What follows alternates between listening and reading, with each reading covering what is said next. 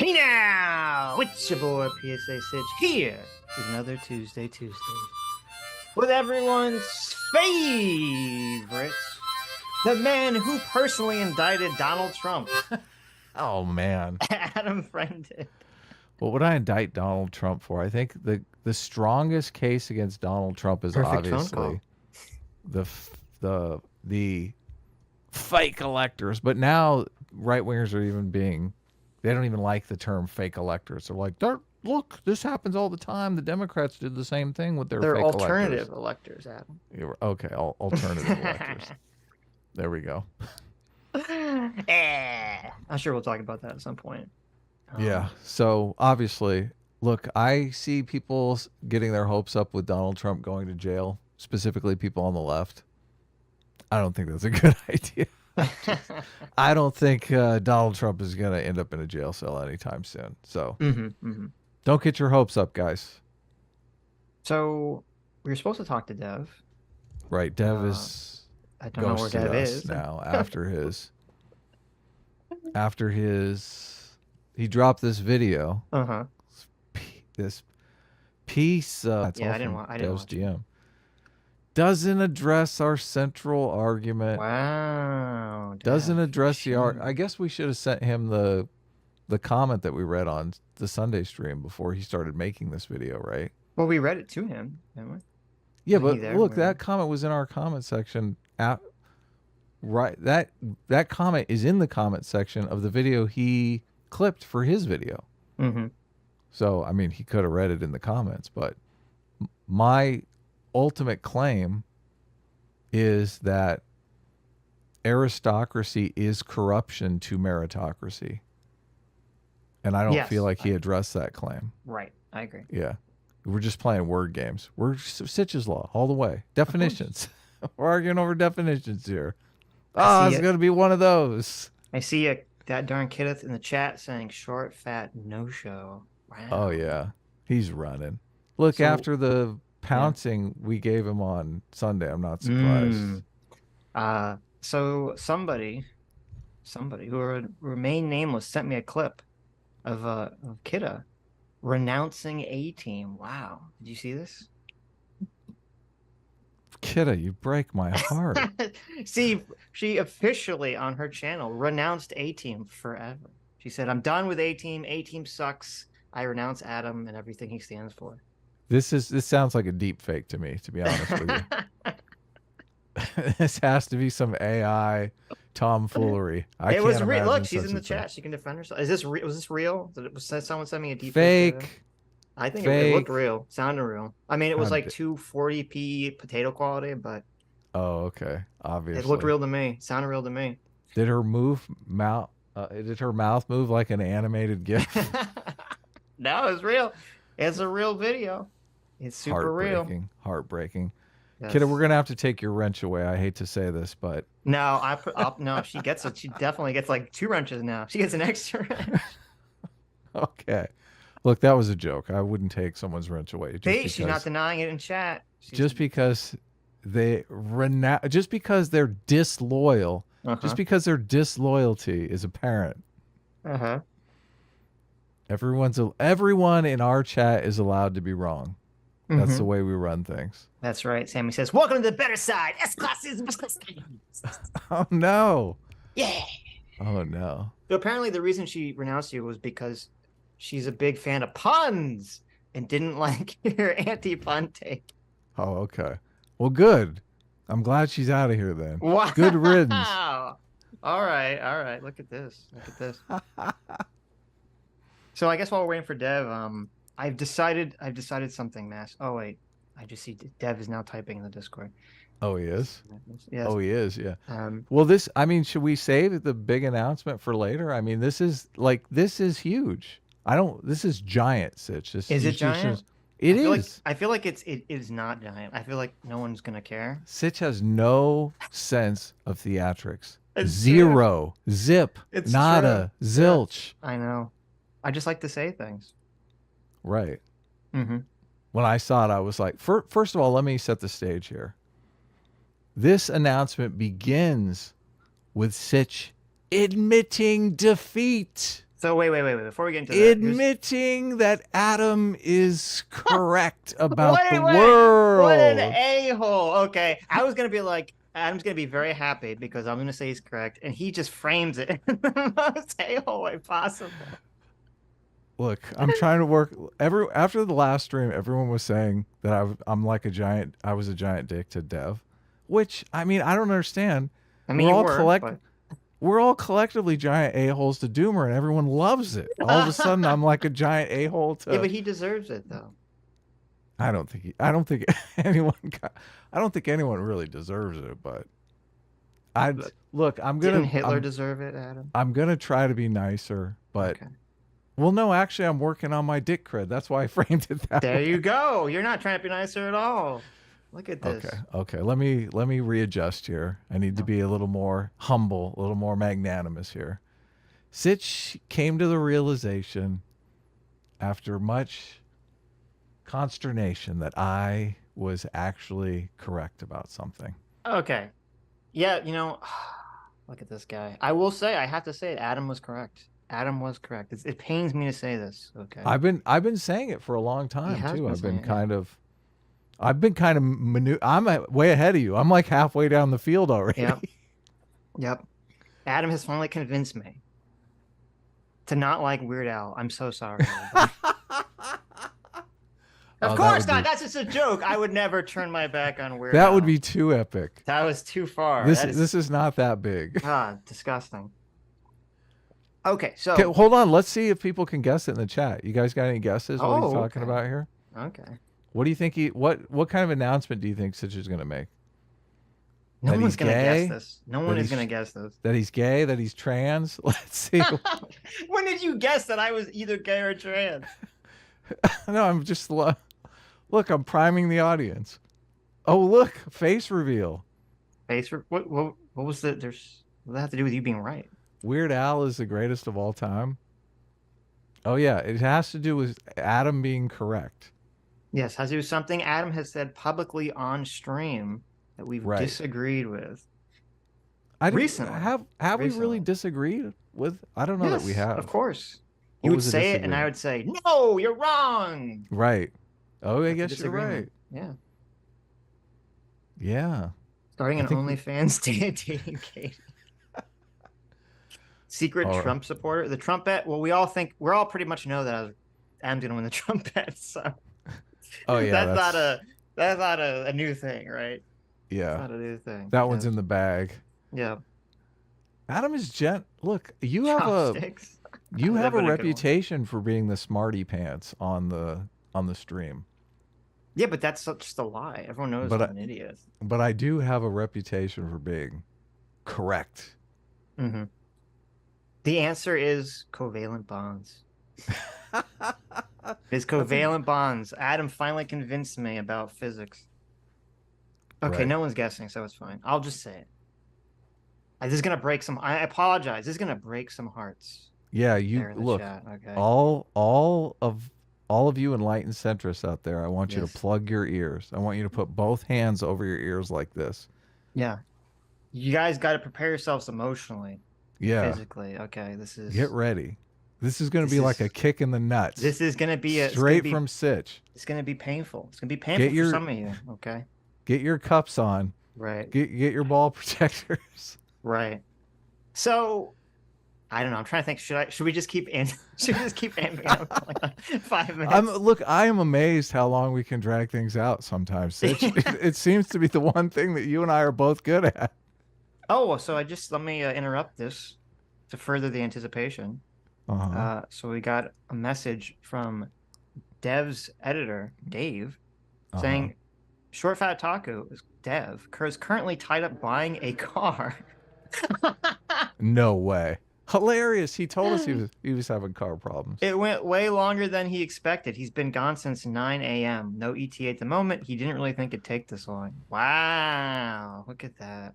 Well, I guess Canada has some things in common with America then. Look, Dev, you can't buy a car in an hour? That's like a day long endeavor. I know. Have you never bought a car before? It's like it just however long you think it's gonna take, it takes like 300 times longer. It's true. It It's does. just ridiculous. Bring Dave in instead. We never talked to Dave, so. Right. Uh, PC for $2 says Sitch is actually Kimberly Crenshaw. That's true. That is true. Wow. You got me there. That'd be a huge announcement. So that's what Adam was right about. He was right that Dev would run away from the stream and pretend like he was buying a car. So that was the thing. I mean, this might be a short stream if Dev is not even really able to participate, right? Yeah, we'll see. Well, so there's things to talk about. Oh, I Um, have some videos we could sure. react to. So But okay, so the big reveal, the big thing that Adam was right about, that Sitch was wrong about. Oh my God, what is it? What could it be? No one guessed. Prepare yourselves emotionally. This is going to be gut wrenching. Okay. I've decided officially to drop the label of centrist. Just let that sink in. I'm so sorry. I'm so sorry. I've decided that the label of centrist and enlightened centrist is no more. At least for me. You guys can still use it, but not for me. And I'll tell you why. I'll tell you why. It is too easy. It is far too easy for bad faith leftists and lefties to completely misrepresent me and Adam and everything that the show stands for again and again and again, using this label of centrist, because this is what they do. And you guys were privy to this. You heard this conversation. This happened a lot in the Destiny conversation recently. Happens a lot on Twitter, where some idiot lefty says, "You guys say you're centrist, but you spend so much time just criticizing the left. Why don't you spend more time criticizing the right? You're centrist. Doesn't that mean you have to be in the exact middle point of every issue? Doesn't that mean you have to be in the exact middle point of time spent criticizing the left and the right? Oh my God, you guys are secret Republicans. Why do you care about wokeness so much? Don't you know about Donald Trump? You don't talk about Donald Trump enough for my liking. Person who I never watched your show." I know someone who never watches the show ever. I know. I know. So I've decided that I'm kind of sick of that like dynamic. And I've decided now we can workshop this because we need a new label, or I need a new label. The label I'm leaning towards right now to kind of just tell all those people to fuck off is anti-woke liberal. That's what I'm leaning towards. So when someone says, "Why do you guys cover so much?" See, Adam doesn't like that label. Adam really doesn't Look, like that woke. label. I don't even like to say the word woke anymore. I try not to say it. I think I know that. I know that. the days of the word that will not be mentioned are waning. We're on the downward slope of that word. That word is on the way out. Well, then give me a new word. The new word has not yet been determined. Well, that's the problem. Because here's my thought process for the anti-woke liberal. Okay. So when some whiny lefty who doesn't actually watch us at all, and they go, "Oh, how do you guys define yourselves?" And I say, "Well, I'm an anti-woke liberal." Then that answers the question. Why do you spend so much time talking about anti-wokeness? Or why do you spend so much time talking about wokeness? Because I'm anti-woke. It's in my name. That's literally how I'm defining myself as a category, bitch. It's right there. That's what I'm interested in. People hear anti-woke though, and they think right wing. But that's what's confusing, because I say anti-woke liberal. It's like they're like, "What? I don't understand." Right wing liberal? What? I don't. How is that possible? Exactly. So that's where my thought process currently is to just kind of avoid this whole stupid straw man, this whole stupid debate with the anti-woke liberal label. Now, I kind of agree with you that woke is on the trending term downward. But as you said, there's no replacement word yet, so I don't know what else to use. Classical liberal? No. Enlightened liberal? No. The charge that you will get from our audience is that, Sitch, why are you bending over to these leftists who don't even watch the show? Oh, okay. Well, good. If they're not saying that, then that's good. Don't say that, guys. Because I'm just tired. I'm tired of the straw man, and it's too The easy for people to. obfuscation. It's That's too easy for what's people to dishonestly annoying. twist the label, and it's not real. And you're right that like part of the problem too is that the label, the centrist label, has been so maligned far before we ever picked it up. Of course, So yeah. We were trying to rehabilitate it. right, Right right. now, Sitch is like there's a man lying unconscious in the street, and Sitch has been doing CPR. CPR Yes, on I him I've been doing for CPR for on the 3 corpse years, of and I'm centrism for going, 3 years. Sitch, he's dead. He's dead. And I was like, God damn it, Adam, I will go into very heaven itself and rip this man back and put him back in his body. Don't you tell me he's dead. I'm He's never giving up. he's dead. I'm telling you. We have to get out of here. It's not safe. There's commies everywhere. And finally, I've been convinced. I'm like, maybe you're right, Adam. Maybe he is The dead. commies are closing in on us. No. We have to escape. Adam drags me away as I'm crying from the body of centrism. No. I'm still going to use And then all I of our pull out my centers. giant magnum that says anti-woke liberal and I start blasting the commies away. Oh, that would be so good. There Oh, you that's go. so good. Yep. Yeah. J-Mac, Can our we look? surrogate father. Yeah. I'm getting enlightened centrist stamped on my AK though. That's pretty badass. I hate to tell you. That's pretty badass. J-Mac, our surrogate father for $20. Thank you so much. Says, why not just be normal and call yourselves liberal moderates? I mean, I guess we could, I like but independent myself. I think independent is more, and independent is kind of. I've got independent from you guys in the right. comments because a lot of people say, Adam, you're just an independent.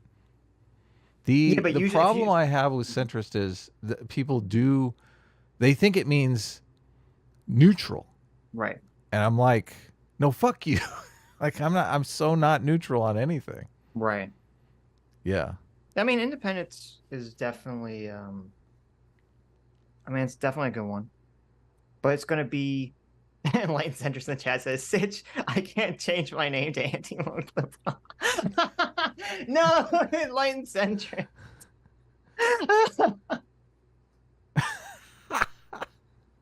Enlightened Centrist will pick up. He will be the torchbearer for Enlightened Centrism. Yes. Just call yourself normal. I mean, I could. I could. We could just say, well, we're independent. We're normal. So I guess we could do that. We'll see. We'll see. I'm open to all suggestions. Leave all suggestions in the comment section. Jay Mac, our circuit follow for another $50. Thank you, Jay. Says it doesn't matter what label you adopt. The people that want to disingenuously malign you will do so no matter what. It doesn't matter because people are tribally possessed. Regardless, whatever you guys call yourselves, you're a-okay in my book. Well, thank you. Wise words from my Yeah. father, J Mac. JMac is always the best. And you are correct. People will malign us regardless. I just would prefer them to not malign us on this avenue, which I'm just tired of talking about because I think it's stupid. I just think it's stupid. But Right. Yeah, no, I agree. Twitter sucks for $20 says, quote, anti-illiberalate. You're against illiterate illiberalism. I mean, I like that. I like that. So it might be a little confusing, but I like that. So kind of what made me think about this too was not just the stream with Destiny, but I'm sure a lot of you guys who follow me on Twitter saw that I tweeted out something. This person who's a big Destiny simp, made this meme, and they're like, centrists be like, and it's like the buff doge, and it's like when someone angrily rants about the left, haha, yes, go off, King. Tell these lunatic extremists how insane they are. And then when someone angrily rants about the right, it's the crying doge saying, whoa, this is really uncalled for. We don't want to further radicalize them. This will just create more Trump voters. Okay. And so I said this, I'm not going to read my whole tweet, but I said essentially this is that the problem, the reason that like lefties in the bubble think this is because they don't actually understand, at least regards to me, because obviously there are other people that call themselves centrists that have their own problems. At least in regards to me and Adam, they don't really understand what our position is, or my position, because I don't necessarily want to speak for Adam here, is that when Speak we, for me, baby. okay, Speak for me. I will speak for you. I'll speak for you, my work wife. We have one brain now. Okay. We've been Um, merged into one. my position on this is that, and you guys who listen, this is what annoys me. You guys who listen to this know this, right? This is what that's why you guys, not everyone, but I get thrown the accusation of like Sitch is always defending the FBI. He's always defending institutions. Boo boo boo boo boo boo boo. Right? All these shithead lefties who attack us that don't actually watch the show, they're not familiar with any of this stuff whatsoever. No, of course not. They Right? don't know that 99.9% of our positions are the same as Destiny. Well, We're just I wouldn't say 99.9%, but really yeah, I would not say but look. Destiny literally stopped talking about trans stuff because he just doesn't want to deal with it. His right. positions are basically the same as ours. Right. Yeah. But So I mean, I struggle to see where our positions differ. But anyway, continue. But when we, like, when we criticize the left on this show, it's almost exclusively aimed, not always, but almost exclusively aimed at anti-liberal leftism. Yes, authoritarians bug us. Yes, and not just authoritarian, but like like people that are against the concept of liberalism. I'm talking about socialists, okay? And it's not my thought process, and you can criticize me for this, but it's not my thought process that we're trying to win any socialist over, right? That's not the point of the show. That's not anything we're doing. My thought process is I would like the mainstream liberal left to wake the fuck up and realize that there's this anti-liberal socialist uh, subversion that's happening on the left, and to exercise these people from power and from cultural norms and from everything, right? That's my thought process. This is why I don't, this is why I will do the buff Doge when someone angrily rants about the left, because it's not the left, like broadly, it's anti-liberal left. It's socialism. It's cultural Marxism. When we're talking about and this is the problem that this person doesn't understand. When they're talking about the right, they just mean conservatives, right? But from my Yes. perspective, conservatives are still operating within the framework of liberalism. They're just right-wing liberals. They're right-wing people that believe in liberalism. They still believe in existing in a liberal democracy. Okay. Sometimes the only ones because they're upholding it via tradition. Right, right, We have a right, tradition of tolerance and acceptance right. that the left has often forgot about. Exactly. Now, these people that criticize us, they don't watch the show, so they don't know that we go pretty hard, if not just as hard, against the anti-liberal left as we do the anti-liberal right. We've gone pretty hard after the ethno-nationalists. We've gone pretty hard after the dissident right. We've done, multiple streams with Dev where we rip into the NRX with Mencius Moldbug stuff, just as much as we've, with the same energy that we've ripped into the anti-liberal left. But since they don't see that, since they're in their trapped in this left-wing bubble, they like come up with this completely fake image of us as like, oh, all we do is sit around and we put all the left in one big barrel and we just attack them all day, and then we just constantly try to defend the right from anything. And I just kind of like sick of this picture, that this completely bullshit picture that Destiny essentially helped paint of us when we talk to him, and that these other people painted when they talk about and think about us. So that's why I'm getting rid of the centrist label, at least for myself. And currently, I am leaning towards independent or just anti-woke liberal. Independent. That's kind of what I've been calling myself. But Yeah, I'm I mean, I it's mean, I'm still gonna throw around enlightened centrist just to fuck with people sure. I'm not saying that because we have to forget the term ever existed, right? I'm just, right. if someone asks us in this conversation, how do you identify? I'm no longer going to say enlightened centrist because it puts Well, too many negative associations in their mind. I've been saying center left for a while now because I think it also, obviously that guy lying in the road, he might snap out of it someday. And I think center left kind of helps the metaphor a bit because it makes people realize more positions on the left than the right kind of framing as opposed to being neutral. Like as soon as Mm, you say center left or center right, they're like, okay, well, this person's not neutral. They obviously lean one way. right. So I think that's helpful. Yep. So So there it I've been is. saying That's like center left independent. mm, Yeah. That's kind of where I've been my headspace is kind of at.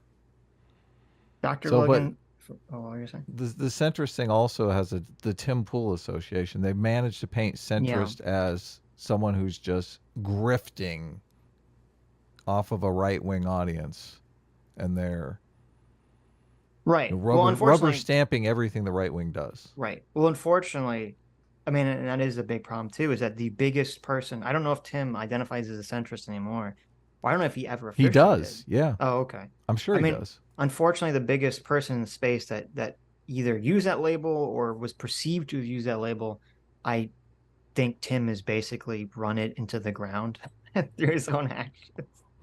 Obviously, Tim does a lot of stuff I don't agree with, and so it's like if we because a bet like that's essentially the straw man that always gets thrown at us is that they think that we're just Tim Pool 2.0, Hmm. which I don't, which is not accurate, and I don't want to be associated with that. So, Dr. Yeah. Logan for 9 months says maybe use truth-seeking liberal independent. Truth-seeking. That's not bad. That's not bad. Yeah, I like the truth seeking label. Somebody said that that was cringe when I said we were Team Truth, and I'm like, Mm-hmm. so, like, just because you cringed. Right. Yeah, So, it's yeah. I don't I look. I've heard people have come to me and seem to imply that there is a big hubbub about the stream that we did with Destiny. I have Mm-hmm. followed none of it really. So Right. I mean, I don't know the situation as much as other people might know. It What sounds is like the you might know more than me. Well, no, So I don't actually, because I don't follow any of this stuff. I mean, when it happened, we speculated that there would be some kind of fallout in his community, among the more right-leaning people in his community that he'd been kind of like building up. I don't know if that's actually true or not, because I don't follow any of this stuff. So, right, but yeah. I'm assuming that's what you're talking about when people are talking about the hubbub. Yeah. I mean, our goal on our show, it is good when these kind of crossroads come up because they do allow us to kind of think about what we're trying to achieve. Mm-hmm. And I do think one of the realizations I've come to is that we are really about kind of the truth in media space. So we really are trying to look at various stories, whether they be on the left or the right, and kind of determine who's bullshitting. What of this is propaganda? What of this is real? So I think that's why the Team Truth label is useful for us. I mean I perceived Destiny as kind of being in that space as well, but obviously he's much more of an activist than us. Like I think he actually canvassed for Democrats and stuff like that, which I can't like I can't Mm-hmm. imagine me doing that in a million years. Right, right. So, but I do want to know what the reality is, and I'm obviously fascinated by politics and what is possible. So, anyway, what were you gonna say? Well, I was to say in other news, unless because I'm. Is there anything else you want to say on this topic? No, I'm tempted to watch this video from the Young Turks. I watched it yesterday. I've been watching Young Turks, I guess, kind of Monday through Thursday because Anna's on and they. I'm super interested in the Anna story because Anna does seem to be trying to drive sort of to the team truth and away from the identity politics realm with Young Turks. And there's obviously like massive resistance because they've built up an audience over time that is Mm-hmm. very identity politics related. So it's just like a fascinating story to me. But I am willing to just at times in my life accept that maybe I've held some cherished belief that I've been wrong about for a long time, which most people are just not able to do. Maybe it's because of my artist nature, because I'm open to new experience, because I get bored with Was that always things. true, or is that recent? I mean, it's pretty much always been true. Interesting. Yeah. So I'm people in this latest exchange have been saying, look, you are in a in a right wing bubble. You don't know anything that the left is. Like, you never criticize the right for anything. So I'm starting to look at things that are potentially things that we could criticize the right for that fit in with the narrative that we just talked about, this like misinformation thing. Hmm. Because I'm just, I feel like we've hit pretty much every single place where we felt the right was spreading misinformation. Like the I mean, I'm sure Newland phone call stuff there's is, always gonna be more stuff, right? Like, is it possible to get to everything? sure, sure, sure. So I saw this story by the Young Turks.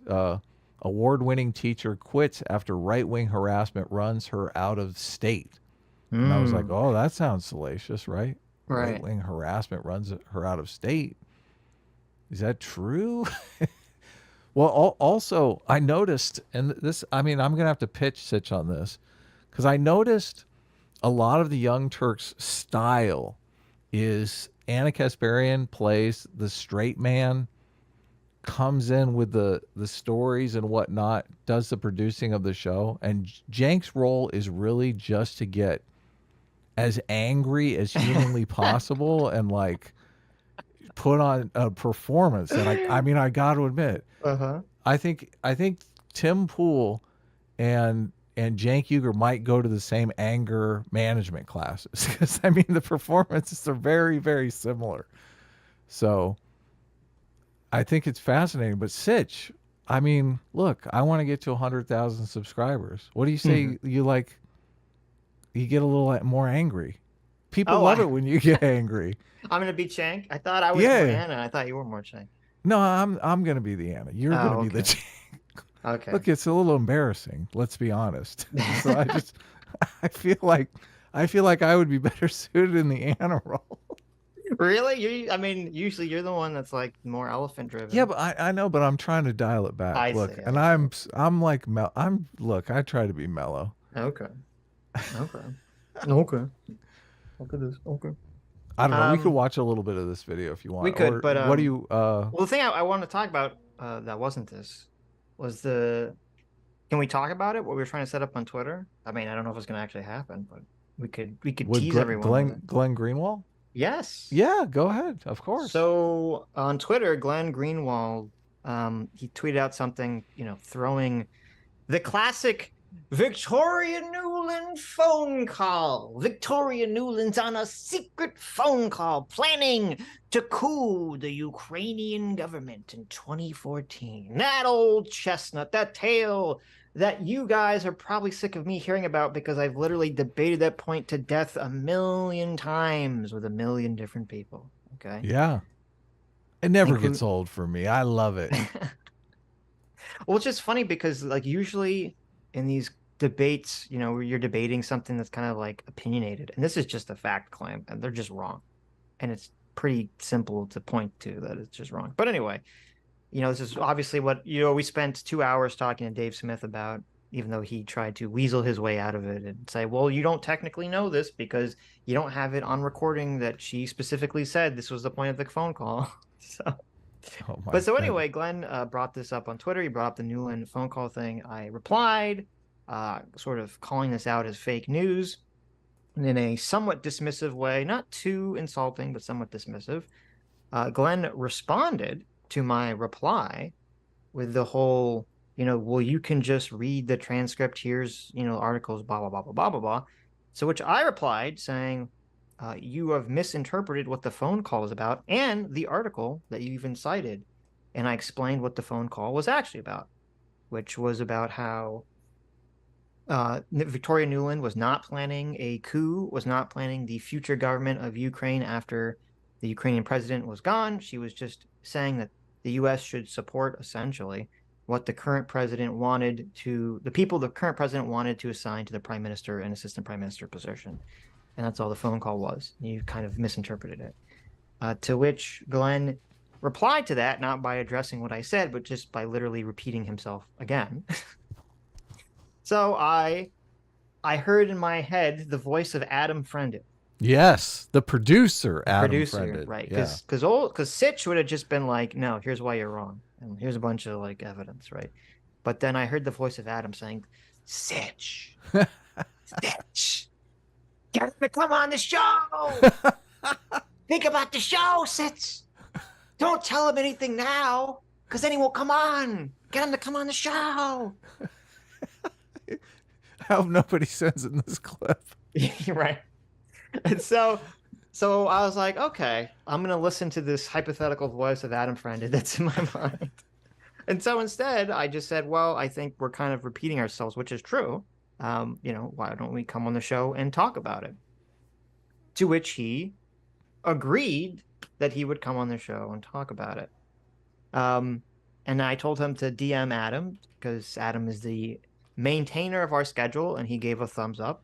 So we shall see. He hasn't DM'd Adam yet, but we shall see if Glenn will come on and we will get to have another Newland phone call conversation. But with Glenn Greenwald. With Glenn I'm Greenwald. Yes. Yeah. I'm actually a Glenn Greenwald fan, even though he's getting the Newland phone call incorrect. Mm-hmm. You got to admit, Glenn Greenwald is like a legend. Of course. Yes. Of course. And well, the thing is, I do think that if any of the people who have wrongly pushed the Newland phone call story were to acknowledge that they were wrong about it, it would be him, that he would acknowledge that he was mistaken about that.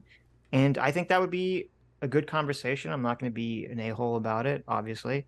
And I think it's an important piece of misinformation that has continually passed around. Literally, someone showed me today that RFK was interviewed by Tucker Carlson. And he, of course, brought up the Newland phone call conspiracy. And it's just, this is a piece of misinformation that just personally bugs me to no extent. And I would like to see that misinformation corrected. And if Glenn acknowledges that that he was mistaken, I think that could go a long ways to kind of correcting this zombie lie that keeps getting passed down through the various circles. Can you imagine Glenn Greenwald, breaker of the Edward Snowden story? You convince him that he's sharing a piece of misinformation. Well, when you say it like that, doing it. That's so epic. That's like so epic. Well, okay. That's not listen, I'm not doing this for ego. I'm not doing this for glory, Adam. I'm just annoyed that people push this story that's just not true. And it's pretty easily verifiable. Spartans! For glory! It's pretty verifiable as not true information. So this is Sparta! So hopefully why won't you do it for glory, man? So, why not? Why not? I'm a very humble Sitch. Where's the meme? Despite what you all say. Look, I gotta bring up the glory meme. Okay. Despite what you all say, you all think I'm so egotistical, and by you all I mean Adam. Adam thinks I'm so egotistical, and I'm like, no, I just want this misinformation corrected. That's my primary goal here. I don't care who it is that would convince Glenn Greenwald. So hopefully he'll have the conversation with us. Hopefully we'll convince him. Now, I would imagine that even if we convince him on this, he'll still believe that the United States couped Ukraine, but that's obviously a whole bag of worms that I don't think that will ever be untangled. So, anyway, look who what? snuck in here. Oh, did Dev finally show up? Hey guys, how's it going? Hey! Listen, I didn't know if we were starting at 4. I'm sorry about that. Also, I thought it'd be done way before this anyway. I thought it'd be done around 1. Right. It's okay. Okay. We still love you with all our heart. I know Dave contacted you. Did you tell the chat what's going on? I told the chat that you were buying a car. And, yes. Right. And we all laughed in unison. Yes, in terms of saying, obviously buying a car takes forever, Dev. Have you never bought a car before? Okay, listen, I've bought cars before. Yeah. They don't usually take 8 hours. They might take 3. I mean, 8 is pretty long. 8? Yeah. Man. 8 hours is pretty long. So why did it take so long? Well, it's a long story. Was there a dead hooker in the back? I mean, that's a classic problem. You're buying a car, you open the trunk, there's a dead hooker in the trunk. You're like, what? Wait a minute. Oh my God. And then the negotiations begin again. You're like, listen, I'm not saying I'm not going to buy the car, but I definitely need to get it for a lower price now. can, can we get the body removed before I take it off the lot? Listen, I will remove the body myself, but you got to drop the price another 2,000, okay? Well, in All any right. case, we listen. Car troubles are thankfully over. It Is took this like a way new longer car? Is this a than U I thought car? would. Is it a nice car? What kind of car is it? It's nice, but it's not new. Okay. It's a couple What of kind? years old. It's a few years Okay. old. I think it's like a 2019 or a 2020 or Nice. something. Okay. You know, Okay. pretty new. It's Mm-hmm. pretty. It's pretty much everything that we need. You You know, want it's to tell not us what it huge. is, or is that a secret? That's a secret. I don't want to get. Listen, if my car has like obvious polka dot paint, I don't want everyone to know that the polka dot paint car has Dev Does in it it. have obvious polka dot paint? Well, I'm not going to tell you What now. color is it? You can't tell us what color. I'm not You telling can't tell us what anything. color the car is, Dev? Nope. What? Why? Who are you so afraid of? To be honest, I don't. The color is the worst part. I don't like the Uh-oh. color. Oh, he's But He's embarrassed. embarrassed. well, hold What on. is Here's the thing. it? I actually like the Uh-oh. bright colors. I like the reds and the blues and the greens. Give me those bright color cars. They're a Sure. lot of fun. Well, Like, green. I don't know about man, that. But... every car is like white or black now. True. Is it yellow, Dev? Oh man, I love a yellow car. I like any of them. Any of them that have color. Come on, Bumblebee's yellow. Can't be that bad. What Yeah. color is it? It's like black. It's like everyone has a black car. Oh, okay. embar- So you're Look, just you're boring. embarrassed of your black car. How suspicious. Not embarrassed. It's just listen, I'm very tired. We caught him red-handed, chat. Dev, Racist Dev here is I know, embarrassed look, by his Dev. black car. Yeah. we have to Mm. bring this up, Dev, because a lot of people were giving me a hard time in the comments. Were they?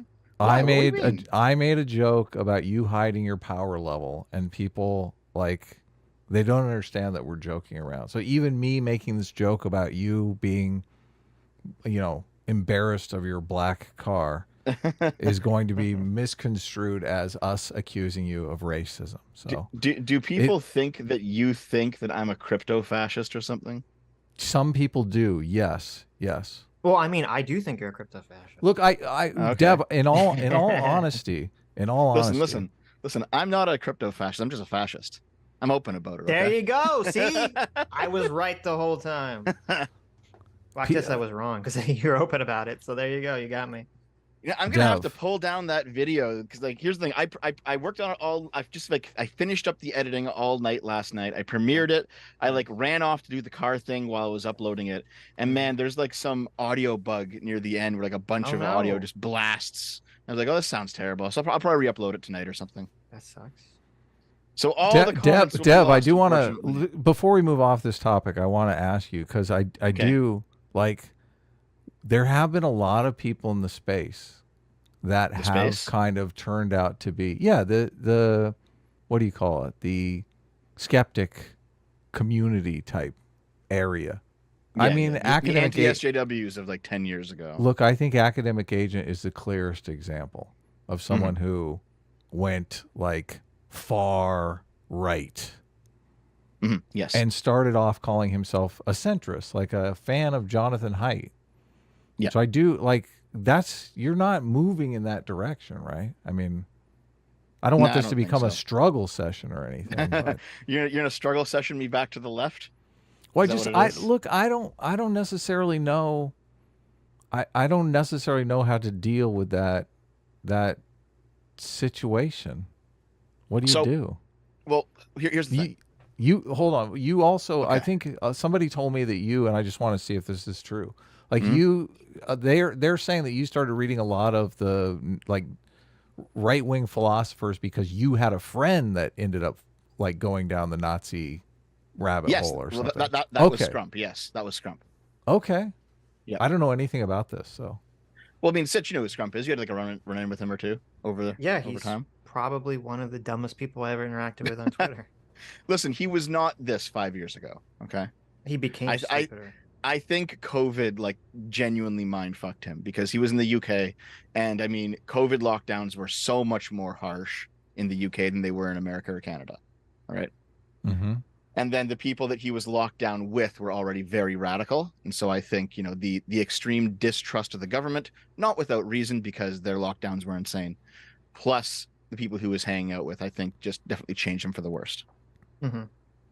Okay. The thing that I've noticed is like it's not it's not essential that when you become a political radical, you become like a worse person, but there is definitely like a correlation there where like along with radicalism, you tend to like lose manners or politeness. You know what I mean? Like Yeah. something happens. It doesn't matter what type of radicalism, by the way. It doesn't have to be right wing radicalism. Any radicalism. It seems like as people become more radical in any direction, they they're much more likely to purity spiral. They're much more likely to like cut off their old friends or exclude or like backstab people. Like there's some correlation between bad behavior interpersonally and radical politics. Right. Yeah, well, that makes sense because it's like you're going to feel more psychologically disenfranchised from everything. You're going to feel generally angrier. I think there's probably some correlation between extreme political views and extreme personality types. I'm sure it all Mhm. correlates. Like There's that something seems going like it on there makes for sense. sure. There's something Yeah, going on there for sure. obviously. So yeah, yeah, I thought I you were going to started say that Scrump got COVID and it obviously melted his brain. no. I mean, to be fair, you might have. I mean, I think everyone caught COVID eventually. It seems to be just going around everywhere now, and Right. no one cares anymore, right? So it's just Mm-hmm. kind of how it is. Mm-hmm. No. So yeah, I started reading, um, political thinkers on both the left and the right because I've seen enough people radicalize and then backstab me. There's been a number of them on both the left and the Wow. right, right? So before the current round of right-wing backstabbers that I've had to deal with, in like 2018, I dealt with a bunch of left-wing backstabbers who went leftward from me. So I've been doing the political exploration in the past 2 or 3 years. Um, however, what I've discovered is that people tend to be great writers and great thinkers because they have at least one good point. They have one thing to say that you can't simply brush off by them being a crazy nut job. All right. And that applies to even the actual crazy nut jobs like Ted Kaczynski. It applies to Marx. It applies to Moldbug. It applies to all the fascist and socialist thinkers. So you do have to wade through a lot of shit to get like the one solid critique of the current liberal world order and be like, okay, well, maybe we can fix this, you know? Maybe despite these people being absolutely fucking insane, they've got a point in this one domain, and we can say, okay, well, we should try to fix this, right? And I wholeheartedly believe that about anybody who's like ever published a book, pretty much. Mm-hmm. Sure. I don't disagree. Everyone's got one kernel, at least one kernel of a good idea, maybe. Yep. So, okay. Yeah, so that's the main reason why I've done a lot of the reading that I have. Plus, it's also important to just understand the mindsets of the people that you're talking to, even if you disagree with them. You know? Yeah, I mean, I agree in terms of if the person is influential and that's what everyone's drawing their opinions from, I do agree that it's important to know, or can be important to know Well, if you there's want to two ways to look understand at what it, they're right? talking. Like you can have like there's a philosopher who's very influential. Many people follow him, so you should know his ideas to know what those people are doing. But then there's also the philosopher who describes things that are already happening in the world. Right. And so reading him can be useful just so you Sure. know. Like it doesn't they don't Sure. have to be influential themselves. They can just be describing a trend that is happening, you know? Right. But anyway, I don't want you to have to defend yourself because I agree with what you're doing, and you Oh, shouldn't okay. have Well, to there we defend go. yourself. So Well, good there on we you. go. You have to I don't defend want another yourself. friend to fall down the Nazi hole. So Right. obviously There you that's go. yeah. We have to So defend Well, yourself. hold on. turn to us first. Well, which of your friends have fallen down the Nazi hole? Because I mean, Sargon hasn't. Well, I mean, academic agent, Was he your He's friend not. before? definitely. No. Well, I Was it? mean, It's like, what was he your friend 5 years ago or something? I mean, he's never really been a friend. We haven't had dinner together or anything, but I mean, I considered, I had some respect for him. Mm-hmm. I think Adam meant in the colloquial general term. I don't think we've had anyone that we know that fell down the Nazi rabbit hole. I don't believe. Well, actually, that's not true. We know one person. Oh, who's that? I'm not gonna say his name. He has a very Here, small you. He had a very small just YouTube type it to me. Just channel. type it to me. I'm looking at Discord. I don't think you know who he is.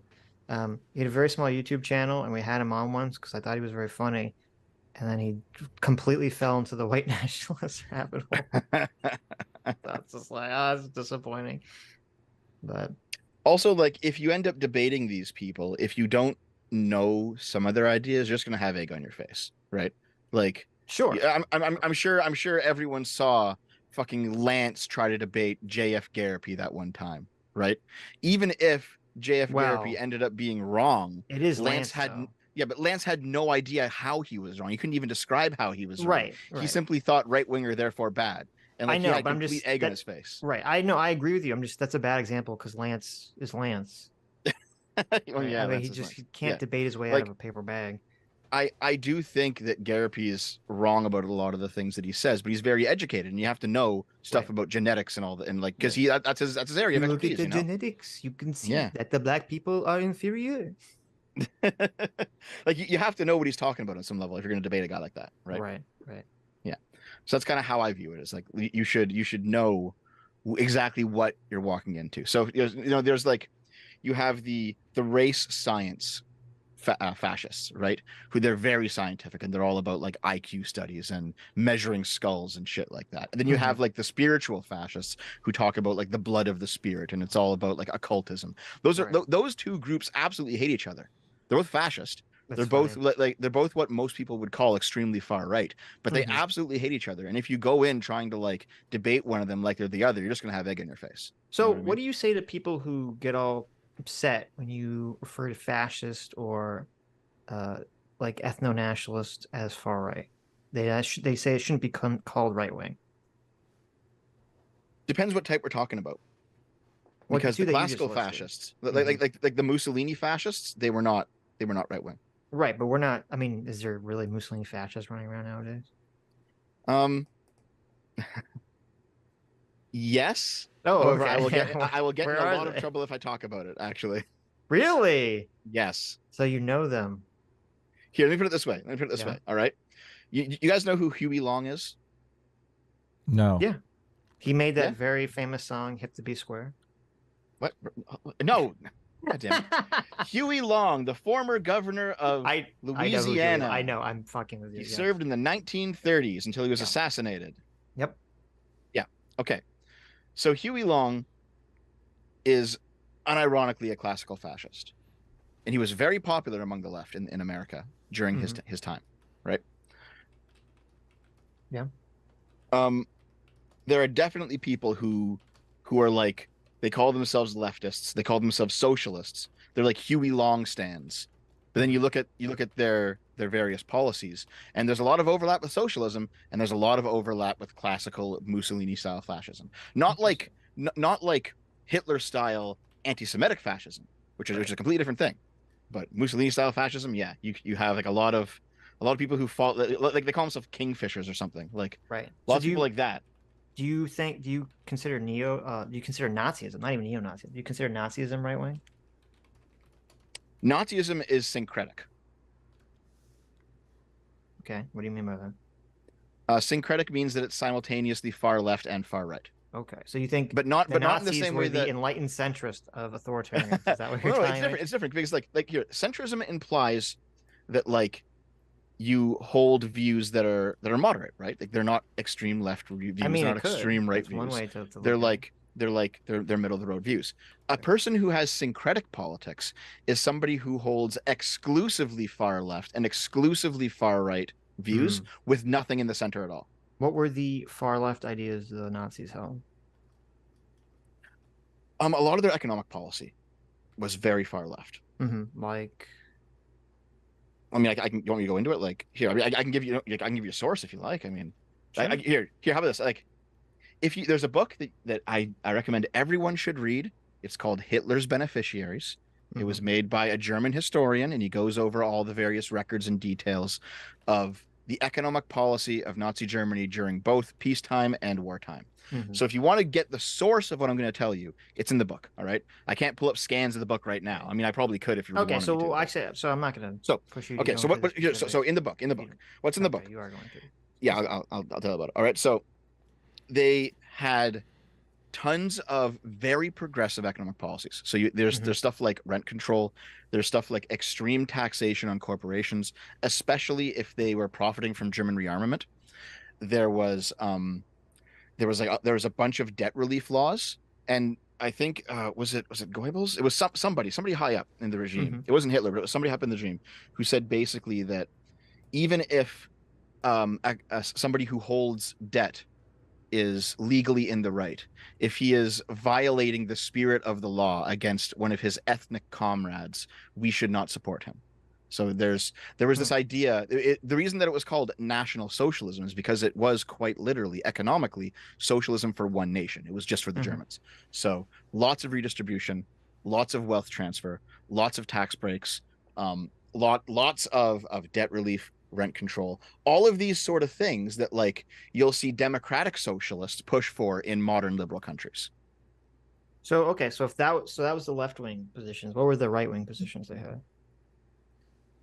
Um, I mean, if you view authoritarianism as purely right wing, then I mean that there it is right there. But some Well, I people don't, don't. right? That I Yeah. mean, I think it's So silly. there's like they weren't quite they were they're not quite traditionalist, right? They Hmm. appeal to tradition, but they're not actually implementing real tradition. They're crafting new tradition, if that makes sense. Because I think you and I talked about this in DMs at one point, Sitch, where like Yeah, we did.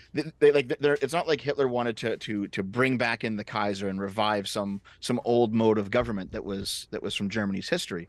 Basically, they had this belief that if you could just kind of understand how tradition is formed using like almost like a quasi postmodernist lens, you could just craft a new tradition that serves your current politics. And if we all just behave and believe like it's been around for thousands of years, then it will work as if it's been around for thousands of years. So like they they wanted to do right-wing things with tradition, but they didn't find Germany's actual folk traditions to be up to snuff for what they wanted to do. Hmm. So they were That's so interesting. there was like it was they were like it was right wing, but it was like also left wing planism to try and craft a right wing tradition, if that makes sense. Yeah, no, that makes sense. That's interesting. So do you not? Because to I, and some people get very upset when I do this. I consider that ethno nationalism is just definitionally right wing. You think so? Yeah. So They you get have upset like because there's a lot of racists on the left, yeah, because you which is definitely hard get Yeah, but like you hard can to be racist deny. and not be an ethno nationalist. so you think like man, because there's definitely a formulation of the left that includes like black ethno nationalists. Yeah, but see, that's so the way that I conceptualize. It's interesting because if you talk about like the racists on the left, Mhm. um, there's two types of racists on the left. There are generally non-white people that are racist against white people, and there's white people that are racist against white people, right? Yeah, yeah. Okay. And so I think to me, it's very clear in how I define left and right, because I always say that the right is xenophobic and the left is xenophilic. That Mhm. if you're a white person and you're racist against white people, that firmly puts you on the left under my definition. You're xenophilic, right? Okay. Do you have a problem with that framing? So are we only going to talk about I like the mean, not racism on the necessarily, but not Mhm. necessarily. It's just that there's like arguing over what left or right wing is. It doesn't really lead you. It doesn't really help Well, that no, much, you know. we Well, I would think it present evidence. Like obviously, people on the left, they're into they're trotters of the world. Like they're right. into travel and stuff like that. Someone who's a conservative would probably stay home and just raise a family, right? I mean, that Hmm. seems to be pretty pervasive in every culture around the world. Correct? I think yes, I agree. And I think the reason I think there's usefulness in the left-right distinction is because now this could be just a trick because we're wired to see patterns, or maybe there aren't. But it seems to me that there are generally two modes of thought in terms of governance. Totally. And and the two modes of thought that I've laid out are there's the idea that we should be appealing to tradition, that the answers exist in our past, and that there's always some kind of external force coming into our currently good society trying to subvert it and degenerate it down to be something bad. And I consider that the right wing idea. And then Hmm. the left wing idea is that our traditions, our current system is oppressive and it's destroying us. And we need to dismantle it and destroy it and look out to new ideas and new people that exist outside the system to kind of come in and build something new. And it I seems to me that this oh, kind of like, and that's a kind of complicated way of saying change versus tradition. And I know right. that well, let me just finish. I know that there are a lot of like, every political ideology is going to be more complicated than just change versus tradition. But to me, it does seem like those are the moral intuitions which everything else is kind of based upon. Change versus I would tradition. just Yeah. a little difference there, Sitch. I would Hmm. describe it as exploratory mode versus Right. fortress mode. Explore versus Right. Which defend. Yeah, Yeah. exactly. Right. Yeah, Mhm. And I yeah, would say the that's a good way of putting conservative it is too. obviously Defend. defend, Yeah. fortress, build Mhm. traditions, Well, build a defensible nest Right. for the so what's interesting about community. that though is that like And you liberal would be explore the world, discover new things, Right. bring them you back to the you, community. you Adam, you gotta put my face back up since I'm here now. I Oh, finally you're arrived. right. Yeah, Yeah. what the heck? So what the thing is, what's kind of interesting about that is that that would make some leftists right now very right wing Hmm. because they purity spiral, and purity spiraling is definitely a form of fortressing. Well, Yes, but the core philosophy that they're operating under is still tradition. The tradition that we're fighting against in society is bad, Mhm. right? That So we the thing need is, to go and get rid of this kind of dominant hierarchy that's oppressive. there's definitely something to this, but you guys know Hannah Arendt? No. You know, no? Okay. Great writer. You should definitely read Origins of Totalitarianism. Excellent book. All right. But she is famously quoted as saying, Hmm. every socialist becomes a conservative after the revolution, right? Right. Because once your revolution becomes not the counterculture, but the dominant mode of politics in your country, you do want to conserve it. well, then it's Right. tradition. At Yeah. Yeah, first. then it becomes a tradition, yes. Right. But then Right. like if what was the Soviet Union left wing? Yes. But they had at that point socialism was the tradition of their country and they were conserving it. Right. So So they were operating it in a right wing way right. by Well, your but wait a definition. minute. It depends how long this all goes, because and like here's part of the issue too, because when I kind of lay out these left right things, like obviously people and ideologies exist on a spectrum. There's going to be the person or the ideology that exists as like the pure leftist ideology. Like literally, we need to have a revolution every 20 years, kind of Jeffersonian idea. And then, or there's going to be the we need to go back to monkey, right wing ideas. Like obviously, there's going to be these endpoints, but most people don't exist on these endpoints. They exist somewhere in the middle, and even then, there's going to be a mix of a bunch of different things. And the way that I conceptualize it is, what is like the root thing that's motivating the principal behavior that everything else is then built Yep. upon. Yep. And so you do get in the situation where it's true that once you have a revolution, like a communist revolution, once that revolution exists and then exists long enough, it will switch. The left wing people will be against communism, and the right wing people will be in favor of maintaining communism. And we've literally seen this with liberalism, right? And capitalism, because that used to be the left wing view. That was literally the left wing view, was the Enlightenment and liberalism and capitalism. And now most people that you talk to in America, they literally define right wing as libertarian, even though right, and that's why the NRXers get so mad. And they're like, "What the hell are you talking about? Right wing is monarchy. You guys are full of Yeah. shit." And Yeah. so So yeah, there so is going to kind of be this forever, because the way that like I define it is change versus tradition or explore versus defend. There will always be a forever changing. It's not going to be set in stone what ideology the left and the right stands for. yeah. So for example, like if you were to ask a left winger what is left versus right, well they're going to say, well, obviously,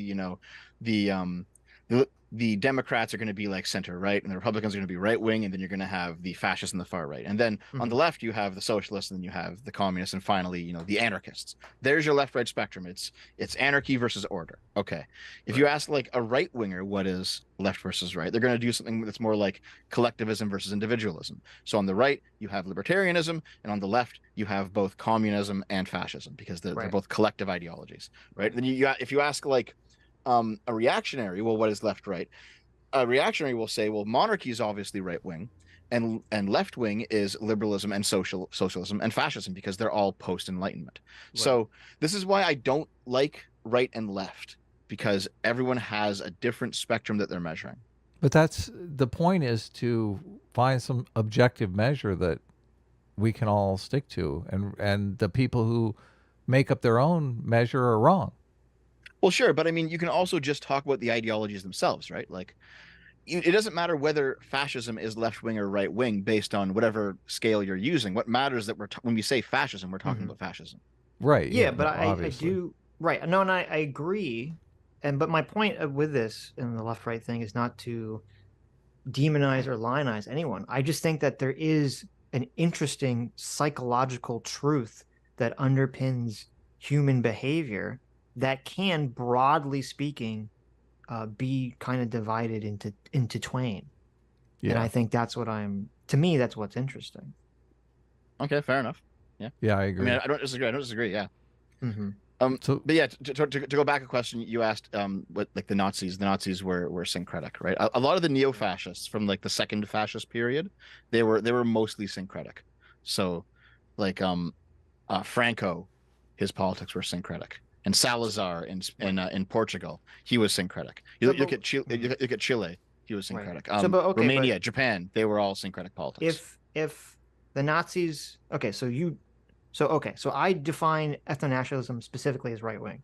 So I Mhm. do think that black nationalists, even if they claim to be on the left, they are actually on the right. They just don't realize it.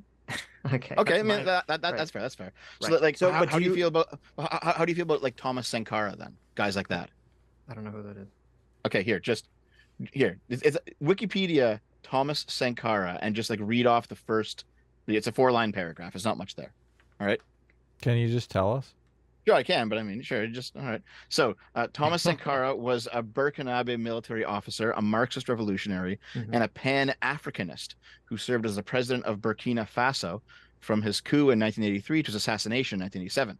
Right. He is viewed by supporters as a charismatic and iconic figure of revolution. So, the left claims this guy, all right? They claim him hard.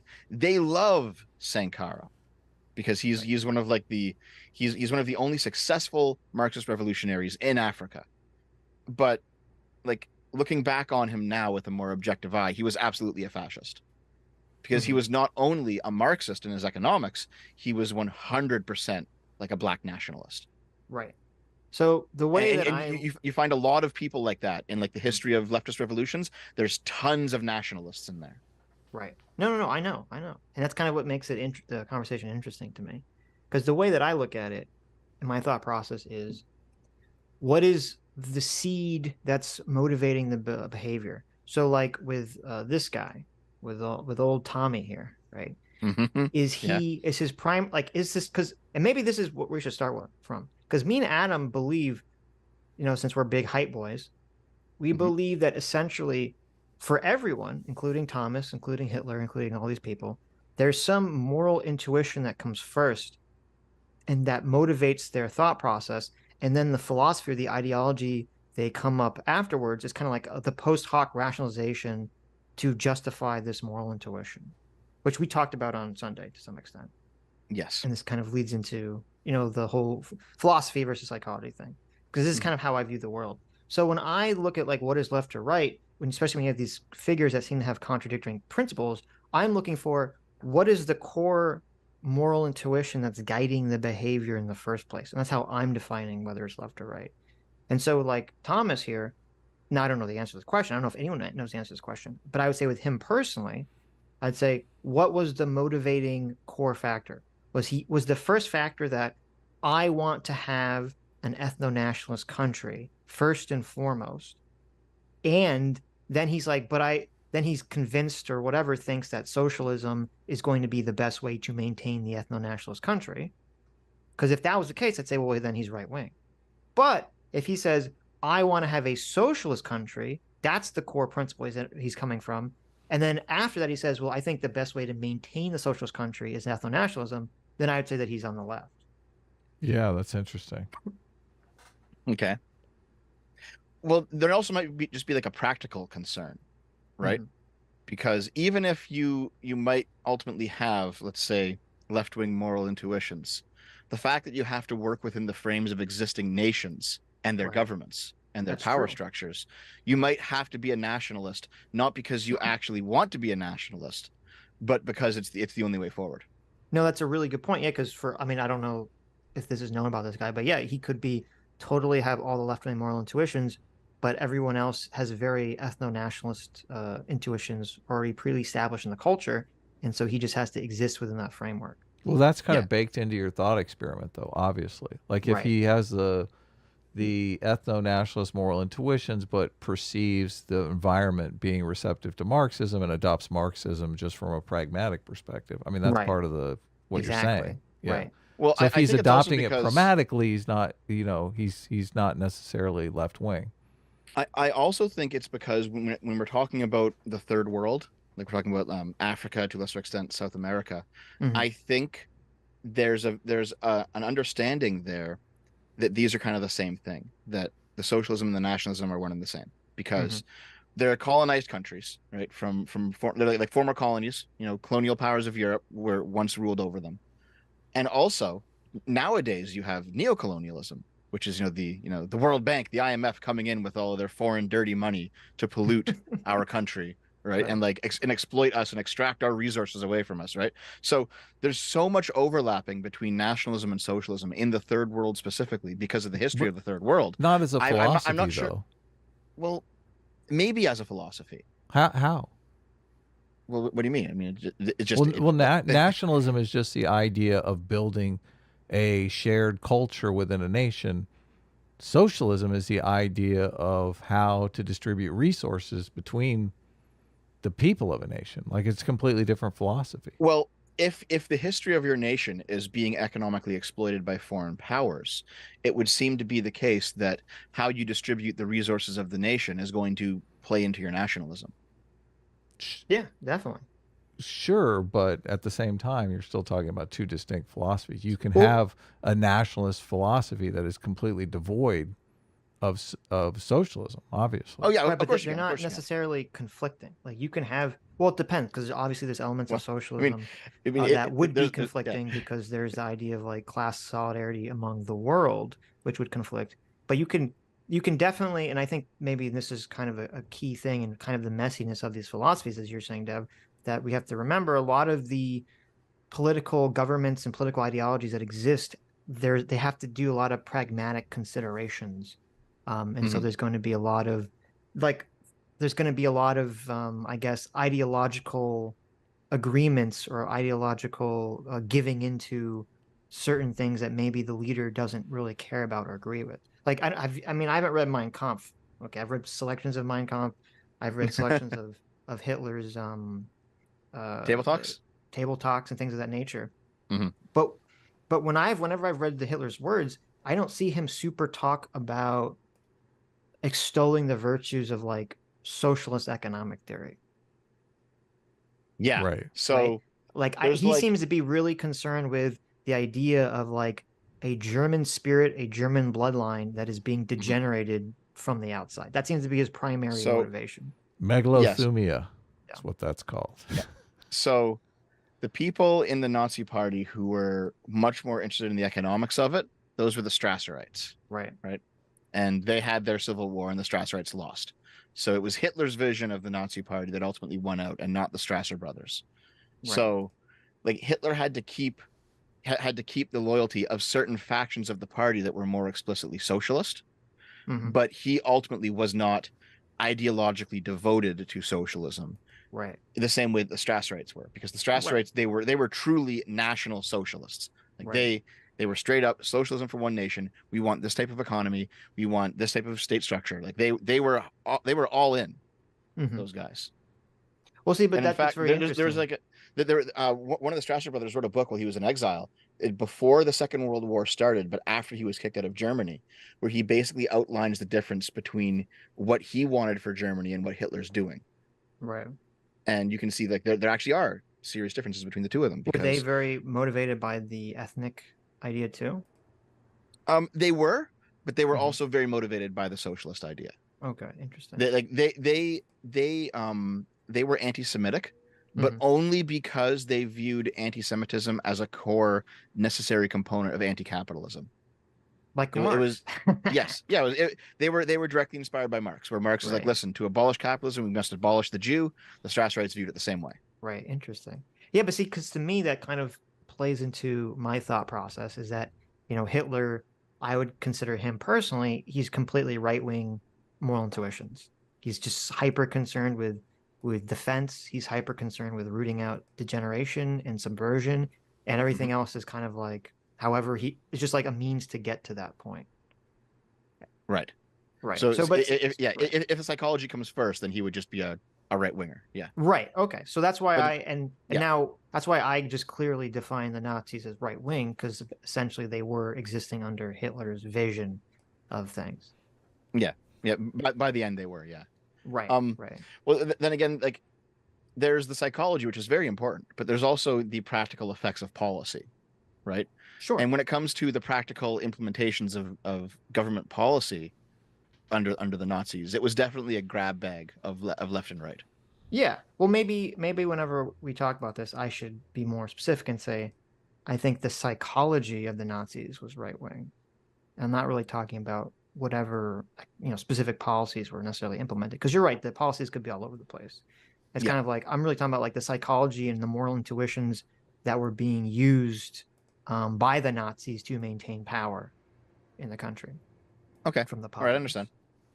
So, but it sounds like, I mean, so do you agree that ethno-nationalism should be considered right wing? Um, I still don't completely agree, but I understand your argument. Yeah. Mm-hmm. I need, Well, I need, because I if need to you don't, I need to consider it a little bit more. right. Because if you don't, I'm just curious as to how, well, like, what are, like, why would you define Hitler as right wing psychologically? Well, for the reasons you listed out, like if we're Oh, talking psychology, you those agree seem to be with, good. okay, so you Those agree seem to with be that. good reasons. Yeah. Right. If we're talking Okay. about, the 6 moral foundations, Right. for example, if you're going to Right. define it like that, yeah, that makes sense. Yes. Okay. Awesome. I don't remember Cool. why we started talking about this, but Do you guys want to move on to this Oh, yes. aristocracy? How did you like the video? Well, I don't think Sitch watched it. I watched it. What? Are you fucking kidding me? I worked so hard on this thing. I stayed up till 3 a.m. trying to fix it up.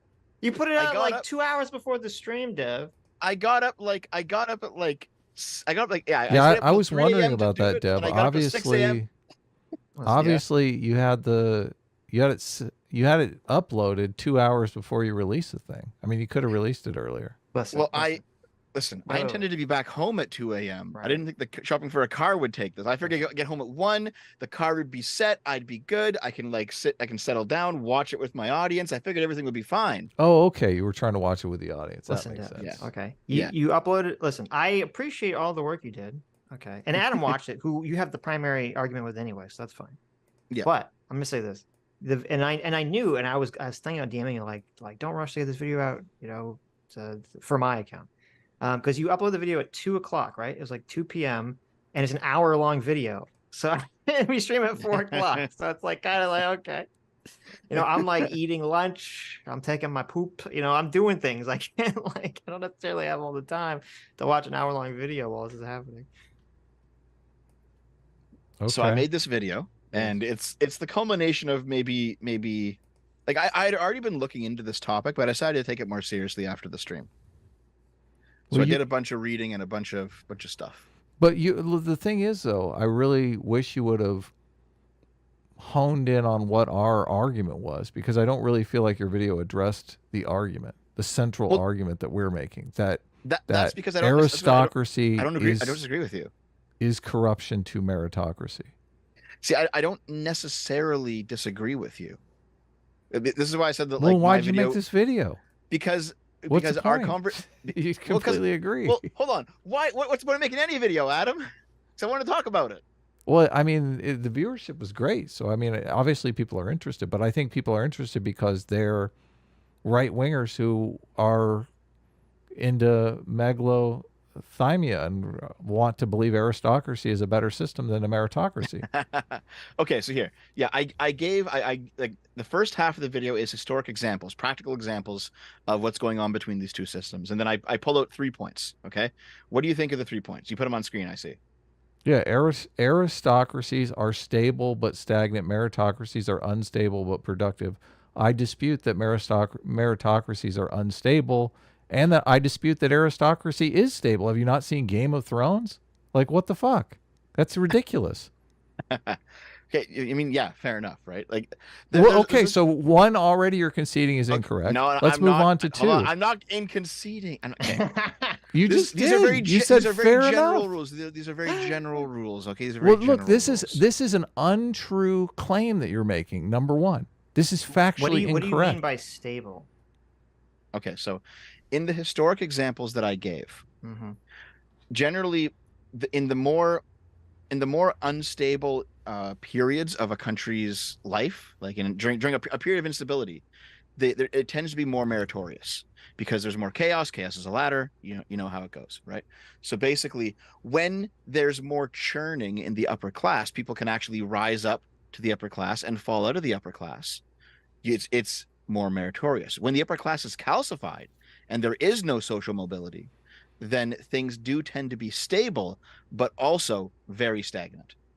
Well, then wouldn't you have the causation backwards then in terms of how you worded this? Like, wouldn't it be the more stagnant a society is, the more aristocratic it is, and the more unstable, the more meritocratic it is? Well, isn't that's not what I said? I don't. No, That's no, how no. it's You written. said aristocracies are stable but stagnant. Meritocracies are unstable but productive. Well, yeah, I'm not saying that. Okay, here. Okay, if this is maybe this is what you meant because when I read that I didn't watch the video, so maybe you put this on the video. When I read those Okay. sentences, it makes me think what you're saying is that there is some quality of aristocracies that makes society more stable, and some quality of meritocracies that make society more unstable but productive. No, no, no. What I'm saying is that if you have a society that is unstable and productive, it's more meritocratic. And when Right, you have a society that is more stable but more stagnant, it's more aristocratic. right. But Un I think you should word the unstable. sentence What a do you little mean by bit differently. unstable? Well, Stable and unstable. What are you talking about? I'm talking about movement in the social hierarchy. Well, I mean, a society can be stable and there be movement in the hierarchy. That's not doesn't the society's not going to fall apart because there's upward economic mobility. People would say that that makes a society more stable. Well, yes. However, I'm also talking about stuff like creative destruction, right? Where you have new industries are being created with new advances, old jobs get destroyed, some people are put out by that.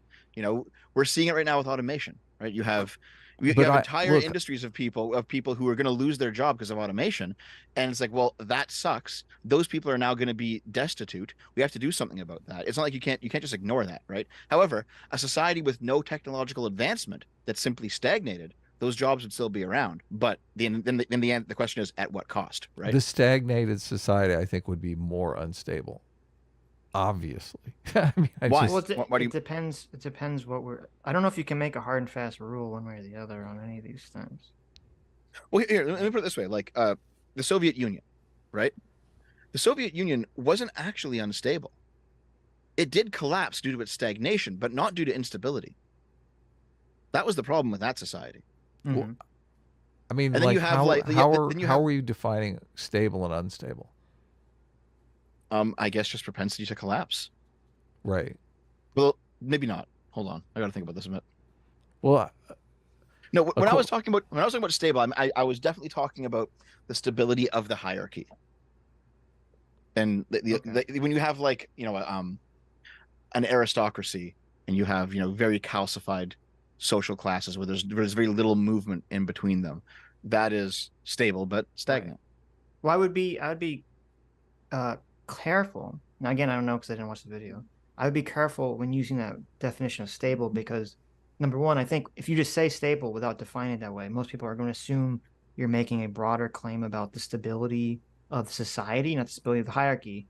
And number two, if you're defining it from the stability of the hierarchy, then obviously just definitionally aristocracy would be more of a stable hierarchy and meritocracy wouldn't, just by definition.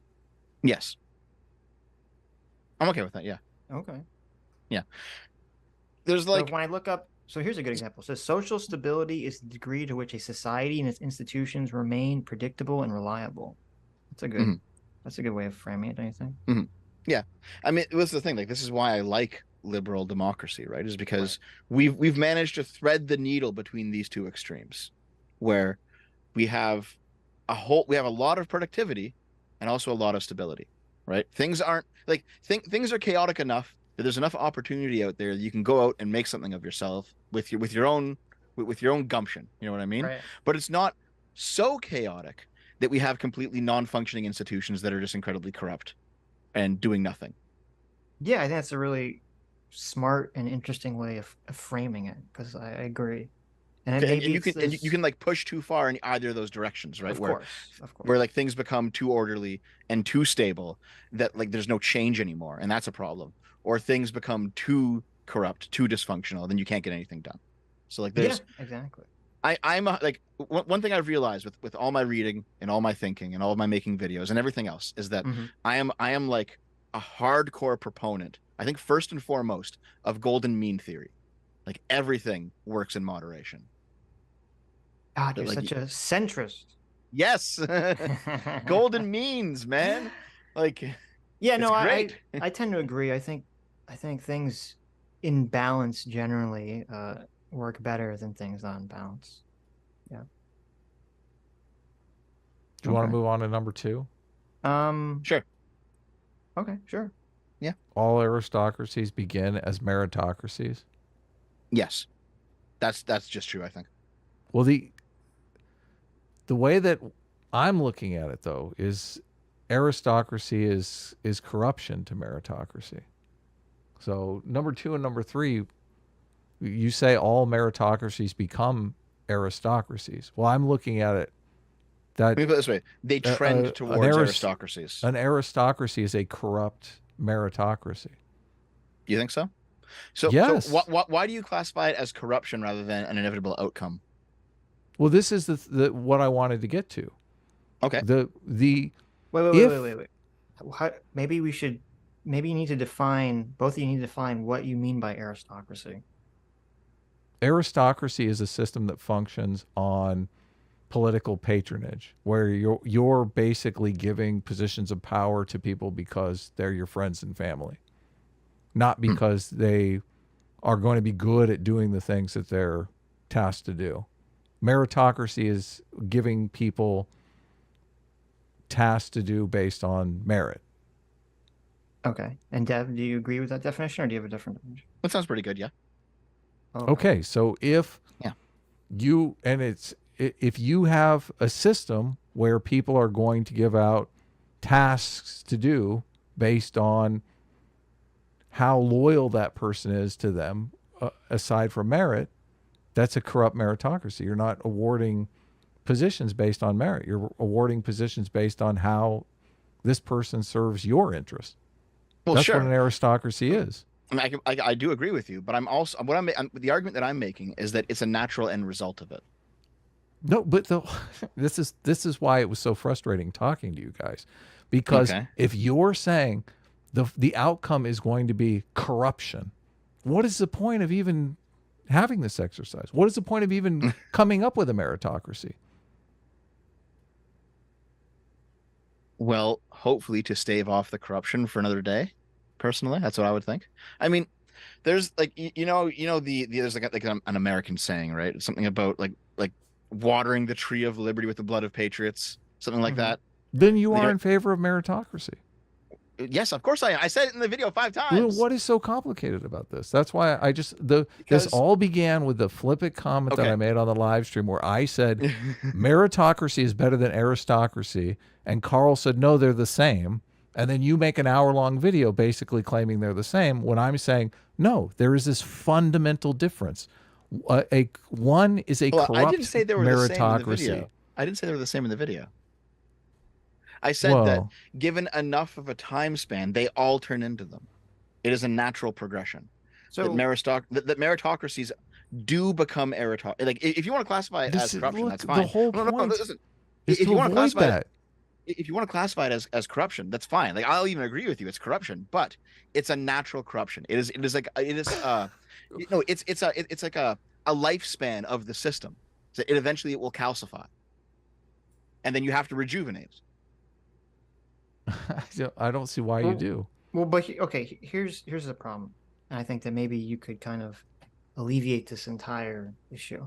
Like if number three didn't say all meritocracies become aristocracies, if it said all meritocracies, or it should rather really, what it should really say is all systems, all hierarchical systems trend Trend towards corruption, yes. towards corruption or trend towards aristocracies.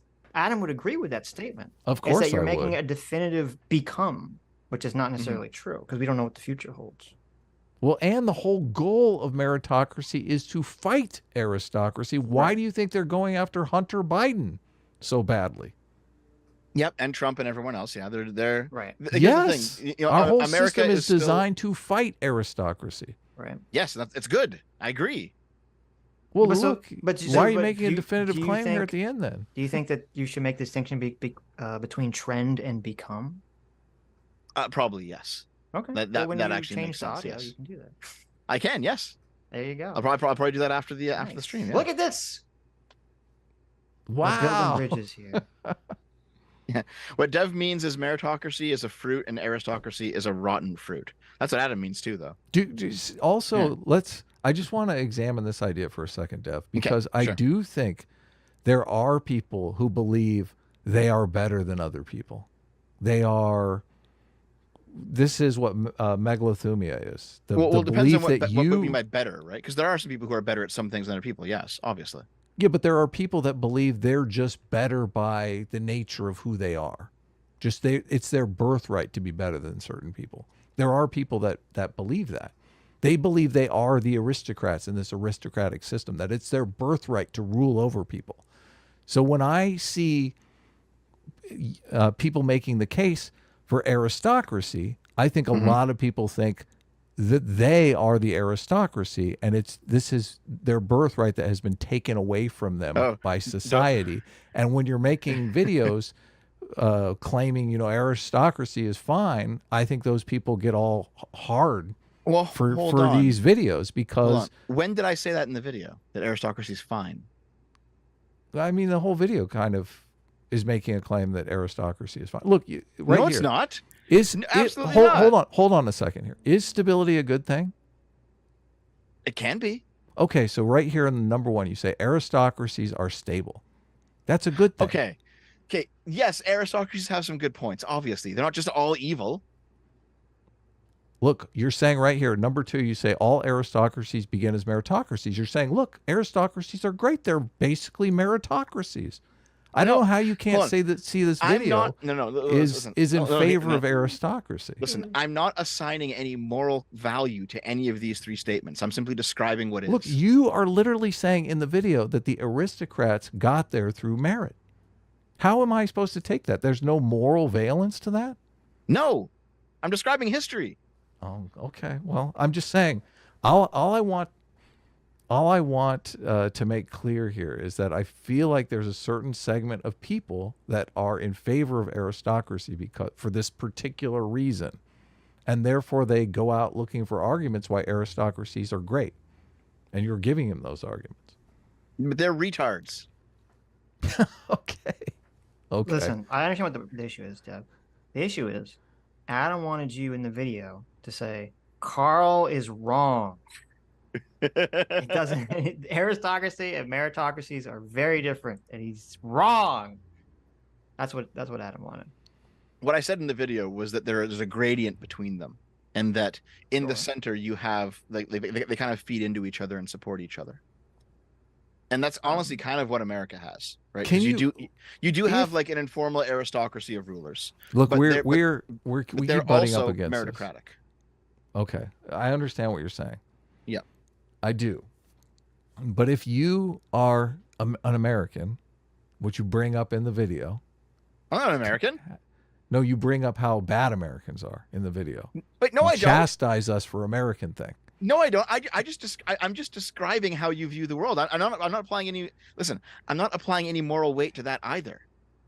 If Wait, you how do are we view the world? if you are an American and you view aristocracy as corruption, Mhm. you're basically saying that you can never that this corruption will always exist. I do Well, yes, agree that some level of corruption will exist, but our ultimate goal is to minimize it. Yeah, of course. So Well, we're there's a saying, right? It's like corruption is like dietary fat, where a little bit of it keeps everything flowing smoothly, but too much of it gives you a heart attack. sure, but I think that your video puts aristocracy on the same level as meritocracy, and that's a chief complaint that I have. What do you mean by same level? You're basically saying that aristocracy is a system that is competitive with meritocracy, and there's pros and cons for each one of them. It's like There's it's a. pros and cons for each one of them. Yeah. Well, I Yeah, fundamentally but disagree. I would imagine you'd assume that you would agree that the pros for meritocracy vastly Are outweigh voluminous. the pros for aristocracy. Yeah. Generally. Yeah. Okay. There's a few Generally, historical. even he Yeah. sees hedging. Yes. Generally, because there's a few historical So examples there where are. that So wasn't the hold on. case. There are But generally, cases. yes. Okay, I'm fine with generally. That's fine. Yeah. Well, no, he's saying there are cases where aristocracy was a better fit. I'm sure there are some niche cases, or for whatever reason, I Okay. described them in I'm the video. fine with Yes. that being a situation. Okay. I Yeah. mean, I think when we talk about these systems and the systems you want to implement in, the real world, you have to operate on like, well, if 95% of the time the meritocracy is better than the 5% of the time the aristocracy is better, you want to go with the 95%, right? Yes. Obviously. Okay. Like if you have perfect information, you can figure out what you do in every case, but you don't have perfect information, right? So Sure. yes. But see, to me, like that what you just described, that's why meritocracies are better. Like if some person had perfect information, like if one person who was like a moral person, this is kind of why I completely disagree with the anorexers and think they're being naive. If you did have one person with perfect moral clarity and perfect information, obviously an aristocracy or a monarchy would be better, right? Hmm. Because they would know everything to do. But we don't have that, and we probably never will have that.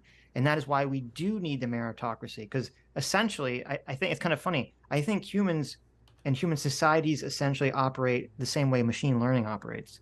Like it's just a bunch of people doing shit, and whatever works is what we end up doing. And so you need as many people doing all these different things constantly just to kind of figure out what is actually working.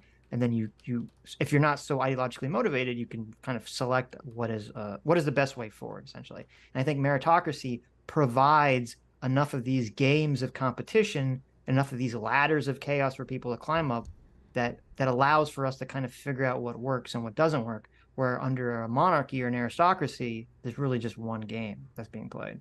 Power. Yeah. It sounds about right. Yeah. I Okay. mean, the one of the examples that I gave as a failed meritocracy, where it failed not because it calcified into an aristocracy, Mm-hmm. but it failed because of it being a meritocracy. It was one of the examples from China, where basically you had one part of the state that was actually a meritocratic institution, but because of that, it was so much more competent than everything else, it destabilized the system. And they Wait, they're what? they're they're I don't know they're this ended up example. What happened? okay, so um oh God. Here, Adam, Is you it might too as well long just to just explain? it's not too long. It's just Okay. okay, here. So, Sitch, you have Confucianism, right? Which is basically Chinese aristocracy. It's the idea that it's like Chinese tribal ethics and customs. You should help your family out, family first, friends first, people Right. around you first, right? And the argument they give is social harmony, right? If you don't upset the balance among your family, then you'll have social harmony. Okay. Okay. And then you have the legalists, and the legalists, they were like political realists, and they basically wanted to build a philosophy of how to run a giant multi-ethnic empire in the most efficient way possible, which would be meritocratic. And they were meritocratic, the legalists. So one of the things that they did was they employed eunuchs, because eunuchs couldn't reproduce. So Hmm. they had no family ties. So this is like, here's how we stamp out aristocracy. We cut everyone's balls off and we All use right. them as to run our state. And Okay.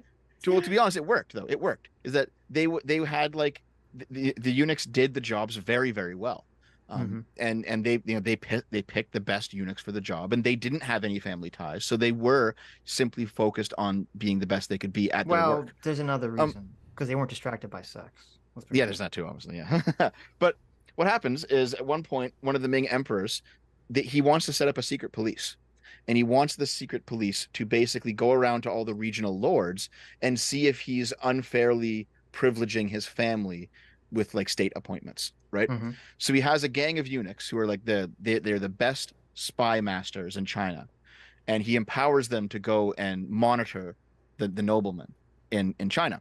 Mm-hmm. And they go around and they become so good at this job that they end up like wielding more power than the emperor. And they basically, the existence of these people and the massive amounts of power they wielded, specifically because they were the best at what they did, they ended up causing a riot, because they were just running roughshod over the entire country without the restraint of law, because they were better than everyone else at doing what they did. and they ended up destroying the Ming Dynasty. Okay, so you're saying that like these people were so the meritocracy worked so much that it made these people, these eunuchs, so fucking competent that essentially they said, "Hey, we should just be in charge of everything," and then that kind of It, created this instability, it's right? not necessarily that they were in charge of everything, but rather that they were persecuting the nobles so much that there was a revolt Yeah, against but the like, emperor. were they persecuting the nobles under the accordance of law, or were they doing so in a corrupt manner? A bit of both. It Okay. really depended on the specific Hmm. instance, but basically the attempts to stamp out in a centralized manner people favoring their family, because I mean it is human nature to favor your family because they're your family, right? But if you Right. try too hard to stamp that out with like centralized state force, you do end up disrupting society, Yeah, because right? it Like is unnatural. yeah. Like here, like you guys run a small business here with your channel, right? Like imagine you needed somebody to do a job for you. Like you need a new editor or something, right? Hmm. And Sitch, you say, you know, Sitch, How dare Sitch you? is going to hire his brother because you know I know my brother. He's a good editor. He's a good guy. He's my brother. I'll hire him. That's Never, not CT. meritocratic. I would never do that to you, CT. But you know what I mean? Like like that is something that a reasonable person would do, and it's not meritocratic. But Right. also, if society like cracked down on you for doing that, we would definitely view it as being unjust. Yeah, I agree. I agree Yeah. completely. Yeah. So this is why I say that you can't just only be meritocratic. There Right. has to be some concern for those around you in a non-meritocratic sense, in like a social connection sense. Right. Well, I think in a lot of these political ideologies, and this is kind of goes in the realm of the golden mean thing, and I think this comes up a lot in colorblindness too. I think even though humans don't want to do this, it's important that we have aspirational goals that don't necessarily one to one map on reality. Because I think it's better if, like, in the American mind, everyone understands that the American idea is this meritocratic society. And that's kind of like the aspiration that we're all kind of working towards. But also, that doesn't mean that like the law is going to enforce that onto everyone. It's like the cultural enforcement mechanism of it is better than the legal enforcement of it because you're Well, still yeah, going to I Yeah. have mean, bosses that are going to hire their children or hire their wives or whatever. And to yeah, make that illegal would be such an infringement on people's freedoms that it would cause instability. yes. So, do you think that there should be some sort of cultural blowback from you hiring your brother for your channel? No, not really.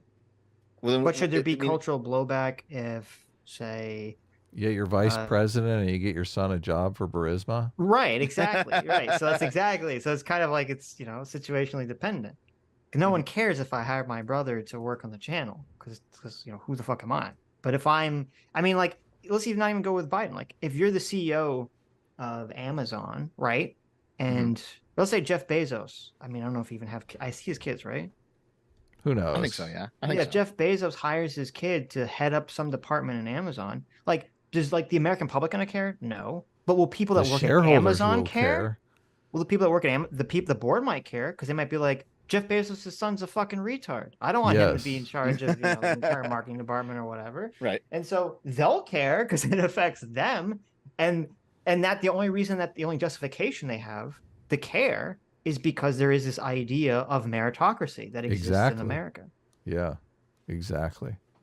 They Okay, can so bitch and let's moan because they say this goes against our cultural norm. This guy's Right. breaking the cultural norm well, here. it's But not if just you're in an cultural norms. aristocracy, you're just like suck it up. It's the boss's kid. You got to do what you got to do. Right. So it's hold on. It's not just it's a cultural norm. It's the fact that if you're on the board, it means you bought stock in Amazon and therefore Sure. you have an investment. So if Jeff Bezos' son turns out to be a retard, you lose your investment. So you have like a financial incentive here. Of course. Not really a cultural one, I think. I think it's Yeah, a but financial incentive. the cultural norm allows people to Yes. justify beyond just because Bitching and moaning. beyond just the financial investment, right?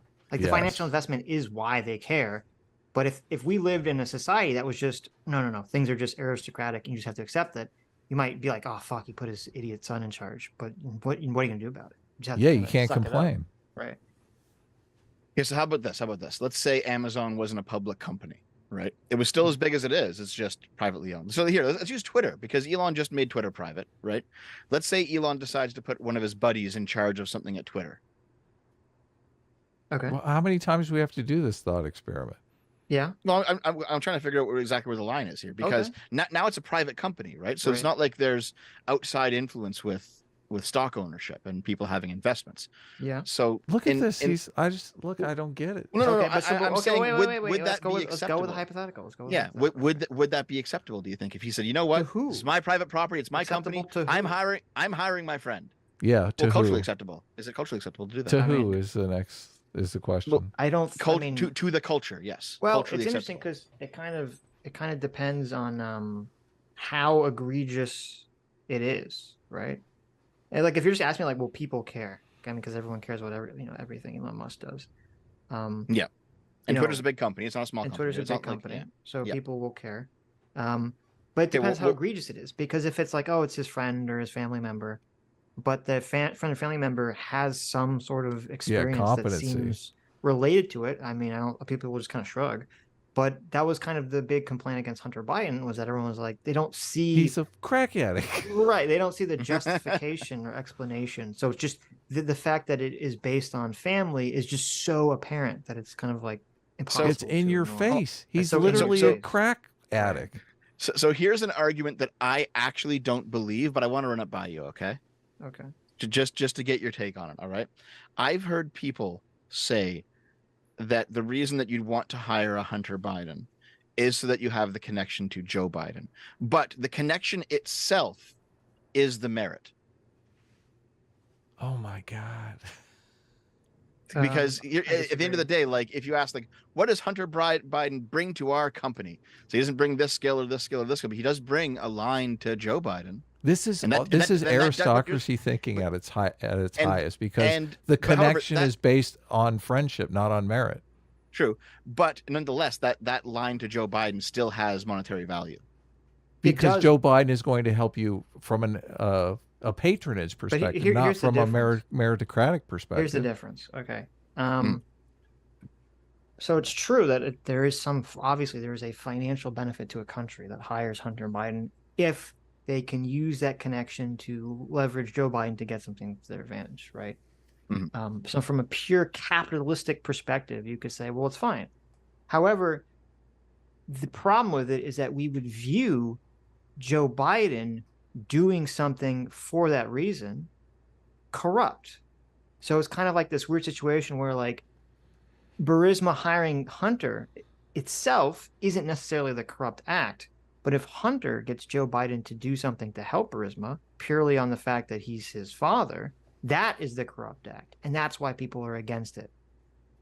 Because it's kind of Right. like seeing Yes. them like by the perception is by Burisma hiring Hunter, even if that action itself is not corrupt, it's an attempt of trying to do, or at least it's perceived as the attention of corruption. Yes. I mean, I generally agree with you. Yeah. Like that sounds pretty good. Yeah. I just wanted to run that by you because I've heard people say that like the value that Hunter brings to the company is his connection, and that's Well, that's true, true. but that's not the He brings question. value, but the Right. value is not what's going on here. Is that what we're talking about? Yeah. Yeah, he does obviously bring value. It's just it's value based on an aristocracy as opposed to a meritocracy. Yes. Yeah. Yeah. So then, like, I guess I guess here. Let me think about this for a Yeah. minute. How much nepotism is acceptable is the Sure. question that Dev seems to be probing.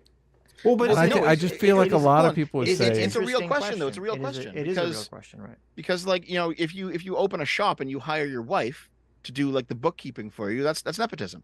look, Or it's not Sure. bad. It's the not bad, I you know.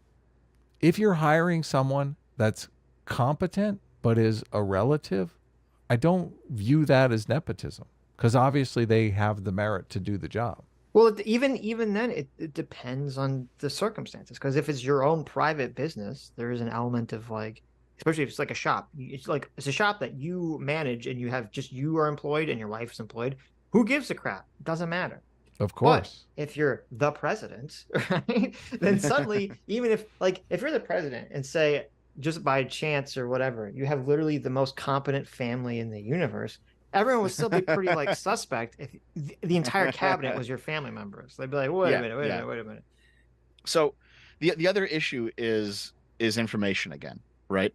So for example, let's say that Sitch, you're going to hire somebody for your company, right? Yeah. And you decide to hire your brother because he can, but you know, because of your personal connection to him, that he can do the job. It's like, listen, he's my brother, so it is nepotistic. But I also know that he's a very talented artist, and we need an artist for our channel. So I'm hiring my Right. brother because I know him, right? Now, Hmm. let's say that there was a more competent artist just around the corner that you would have bumped into in 10 minutes had you not hired your brother. Hmm. So in that sense, you have like a, well, Fire him. fire him and get the new guy. Just I'm abandon your. just It's like, I found someone better. Fuck you. Here's the thing, right? Like part of part of meritocracy is searching out who is the most meritorious, but that also relies on who you know, which is going to be partially social connections. Of course. Yeah, but those social connections are gonna have some element of nepotism to them. They have to. Of course. That's what networking is. Yeah, Yeah, but networking is nepotistic, I understand that because that's the only but it's way. also necessary. Yeah, Yeah, there. because that's the only way in which humans. That's or at least currently, that's the only way that like how else would you know how to hire someone that you would feel competent to trust in? Right, right. So like, and trust is another part of this. Like when you're dealing with, rather than looking for the best person for the job, and you're Hmm. dealing with social connections instead, like there's some non-meritocratic elements in this conversation that are Of course, necessary. right. But the thing is, like, we would all. I would assume that most of us would accept that that level of nepotism that you're kind of discussing is just it's a way. It's kind of a thing that exists because it has to. Because if every person had a magic crystal ball. And whenever you wanted to hire someone, you would ask your crystal ball who is like who the is best person yeah. for this job, and it would just give you a random name that was the best person for the job, and then you go out and you And would their hire that number, person, obviously, so you right? can And their phone number, contact so them. you can call them, right? Yeah, Yeah, and so you go and hire that person. Like everyone would agree that would be the best way to do it, obviously, but we Right. don't have that magic, so you have to yeah, kind of rely on the human yeah. So experience. so it seems like some level of nepotism is necessary Of course, for meritocracy to function well, it's using necessary for imperfect anything information. to function. It's Yes, not yeah, but necessary. I'd say it is it's necessary. inevitable, but Well, it is necessary because you don't have you'll never have perfect information. well, I mean, you could avoid nepotism altogether just by hiring outside of your family, which is what most people come to accept culturally. So you don't Like have what appears to be a conflict of interest, yeah, I mean, right? kind of. Like you definitely hear of people who hire their family because they know them and they trust them and that sort of thing, right? Yeah, like it depends on what the job is, right? Yeah, Obviously, it yeah. does Yeah. depend. Yeah, Like Yes. I think the more generally the way that I think it's viewed is that the more other people's lives or investments are at stake, the more they're going to be very suspect of you hiring family members and friends. Right. Yeah, yeah, right. that's Yeah, a good way to look at it there. and And then I so mean, you also have like issues of what's the fucking thing I'm trying to think about here? It's when you don't backstab someone, not trust. My God, I've had no fucking sleep. What's the word? That's uh, okay. We don't need to know the word. when you trust It's like someone, it's not I just don't know what you're saying. it's a different word. It's slightly different than it's related to trust, but it's not trust. It's it's I don't know. I guess loyalty maybe. Loyalty, Loyalty commitment. kind of works. Loyalty kind of works. We'll just use loyalty. Okay, loyalty Well, kind of that's where works. nepotism So comes from a lot of times. yeah, but I mean, there's some like reasonable level of it, right? So like you hire somebody, and then you find somebody who's more meritorious, just flat out. Should you fire the guy that you just hired because something better came along? Well, no, because you should be loyal to the person that you've already made a deal with. Of course, yeah. Integrity Farms. Yeah. Our weed has Yeah. integrity. Integrity is the word I was looking for. Thank you. Oh, really? Yes. We found it. Nice. Yeah. So I mean, integrity kind of requires that on some level you stick by the people that you're with, regardless of the practical effects of merit. Okay, cool. What, I, Do you what I'm want saying is it what I'm saying is it's not an easy it's not so simple to simply say meritocracy good and that's that. Sure. It's So a complicated conversation. right. look? So This yeah, is but so here I guess infuriating. here's where I guess maybe I'm gonna try to figure out why Adam gets triggered by this. So like I think we would all accept that what you're saying, that yes, society is going to have a level of nepotism because we don't all have perfect information, and that's fine to some extent, and it depends on the circumstances.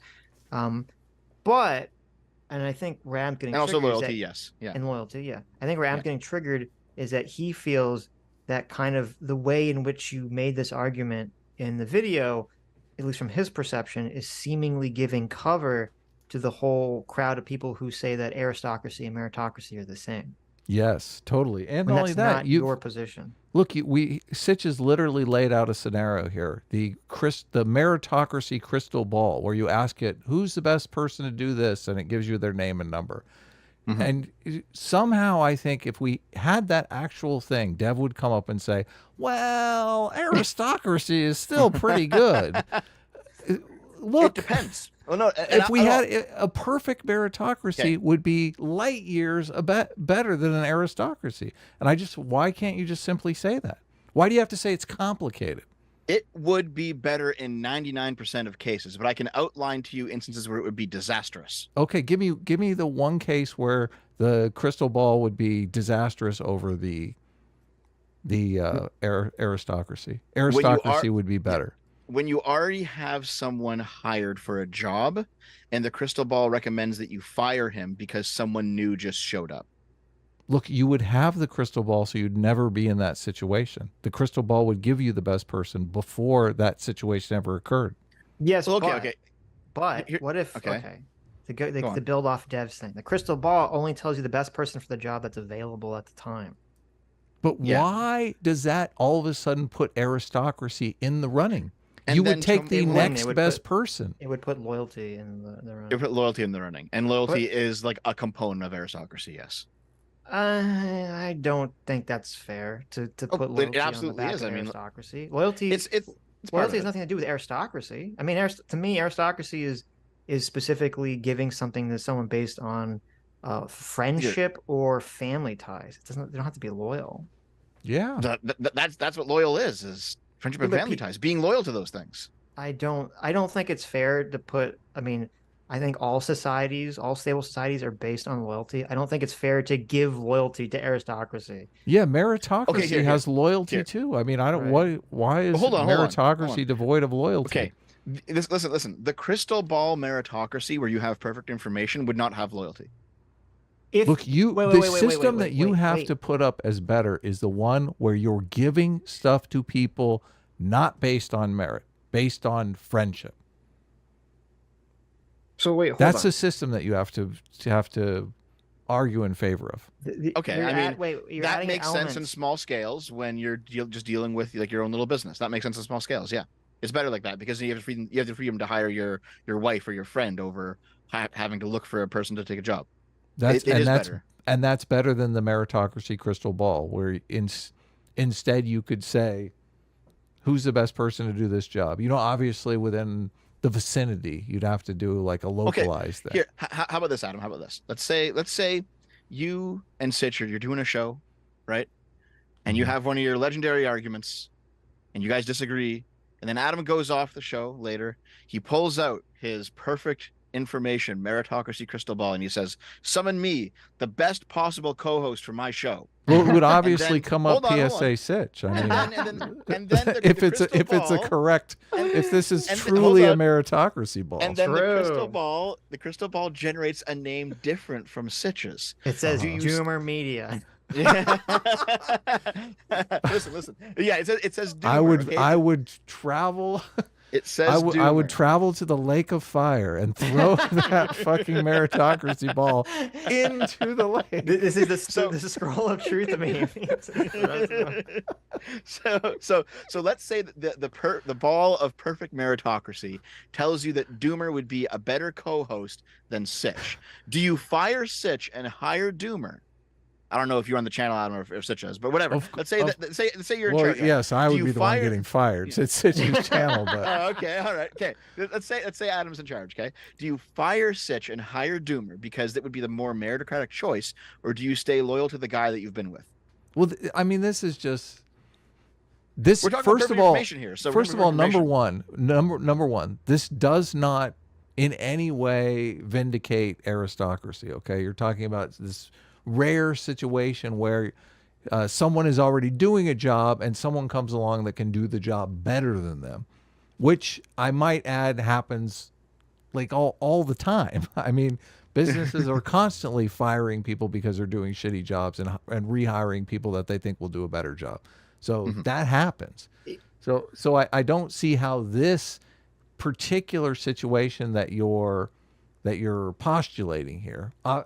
Just to answer the question, obviously I would keep PSA Sitch because we've started something here, like we're growing something together. He's got a giant investment in the entire situation. I've got an entire investment in the situation. All those things would have to be factored in.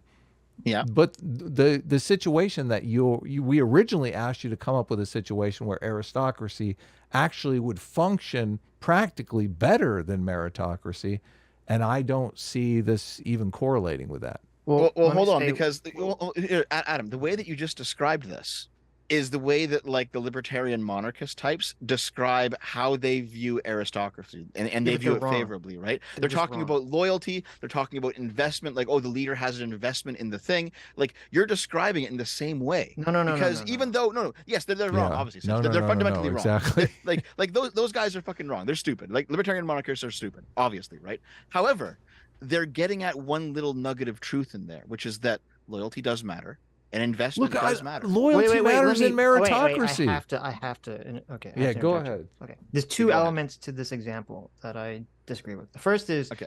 in the example of Adam firing me. Hmm. Um, that would only. It depends because we're kind of like putting everything down to just this.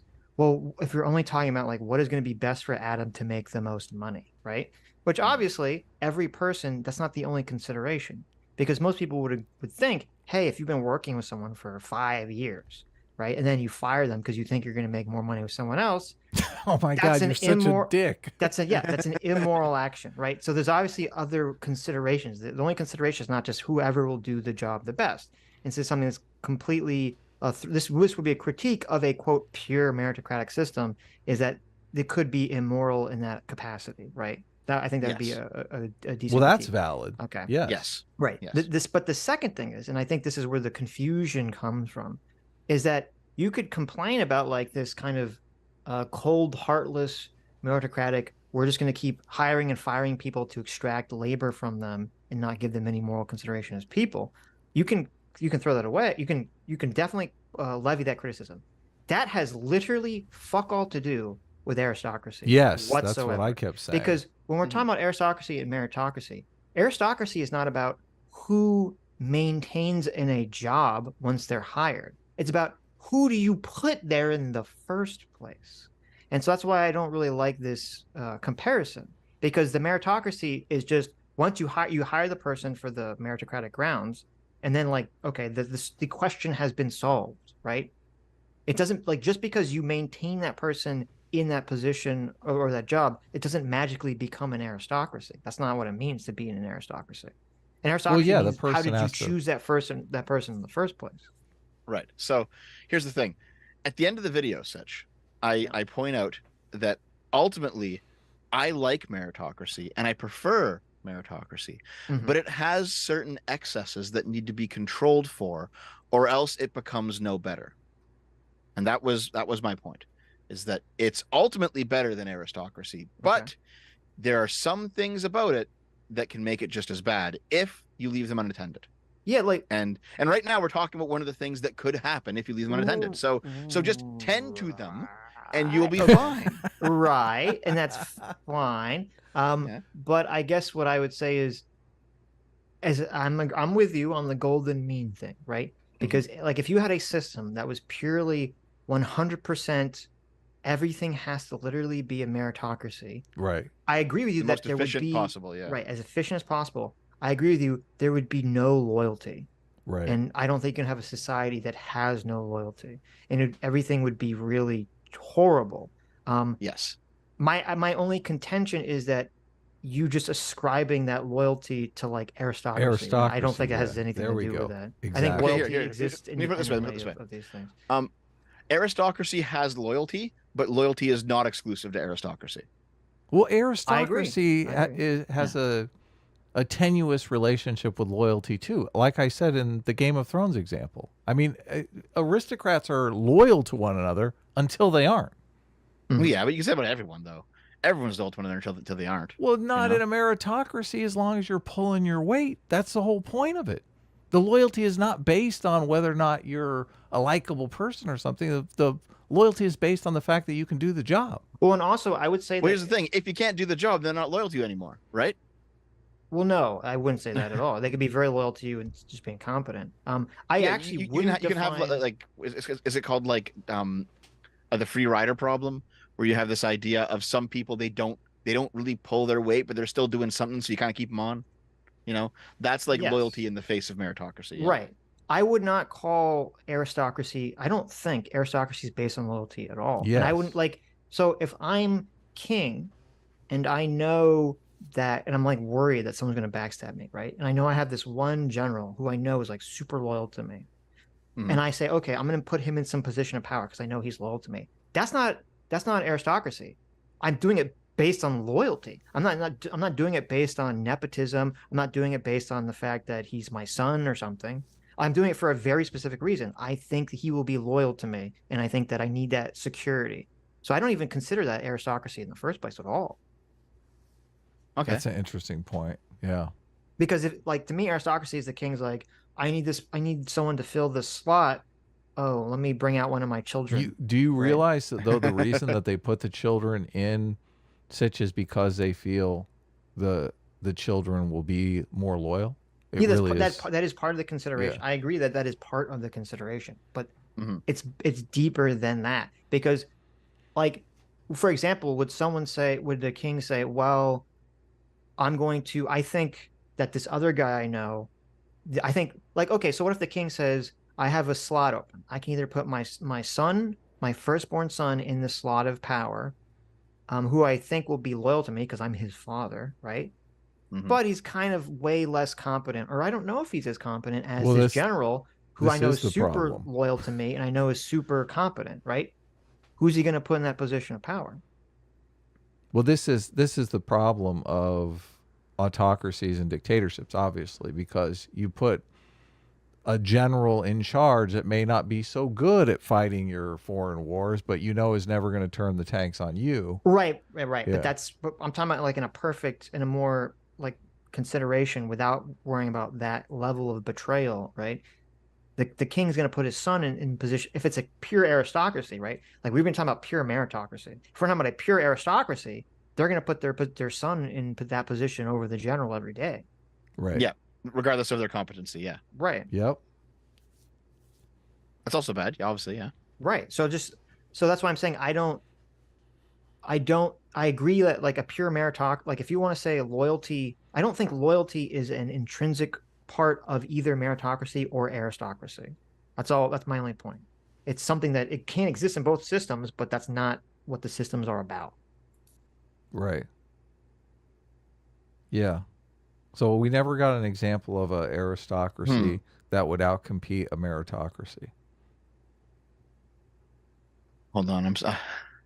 Hold on. My brain is getting Well, no, foggier the you more that we look, go we on. That's can Let fine. me. this can be a to be continued, We're no wearing him problem. down. So, Oh my God, we're gonna have another one of these. Listen, well, no, this we will have done more streams on this shit than Marvin Yarvin. We got to make up for it, Adam. You owe me one now. this no, obviously not. This all came up on just an offhanded comment on a live stream, which this is it's odd because this happens to Sitch and I quite a bit. Like we'll say something Yeah. that we think is just uncontroversial. Meritocracy is better than aristocracy. And then the entire internet wants to argue against us why that is Here. completely You know what? untrue. I will say the vast majority of the time, yes, meritocracy is better than aristocracy. It's why I prefer it, But obviously. yeah, this is the thing. Well, do you think it's better every single time, no matter what? Every single time? Yet you can't name one example where aristocracy is better than meritocracy. Yet you're still Well, hedging with the although, vast majority. yeah. Well, because I named small examples, Well, right? I would say like until you can come up with your big example, you should just say Oh yeah, well, Meritocracy is unequivocally better than aristocracy. because it's not. I don't think it's unequivocally. But here's the thing: I did give the small examples where, like, if you run your own business, you should hire your friends or your family rather than hiring some randoms. Because this is the thing: I'm doing that, you're doing that. It's kind of like the internet is full of small to like even medium-sized businesses where you I hire mean, your friends because you Yeah, want but to hang out with your friends. Sitch and I basically were just two randoms. I mean, we weren't friends before we started doing this. Yeah, Wait, are but you really? Hold on, Sitch. Is this true? You guys are this is friends? true. Yeah. This is Okay, so No, no, no, 100% no, no. true. He said no, no. He said before. We're obviously friends now. He's saying Yeah, yeah. okay. like I think we just I don't even remember how the fuck we interacted for the first time.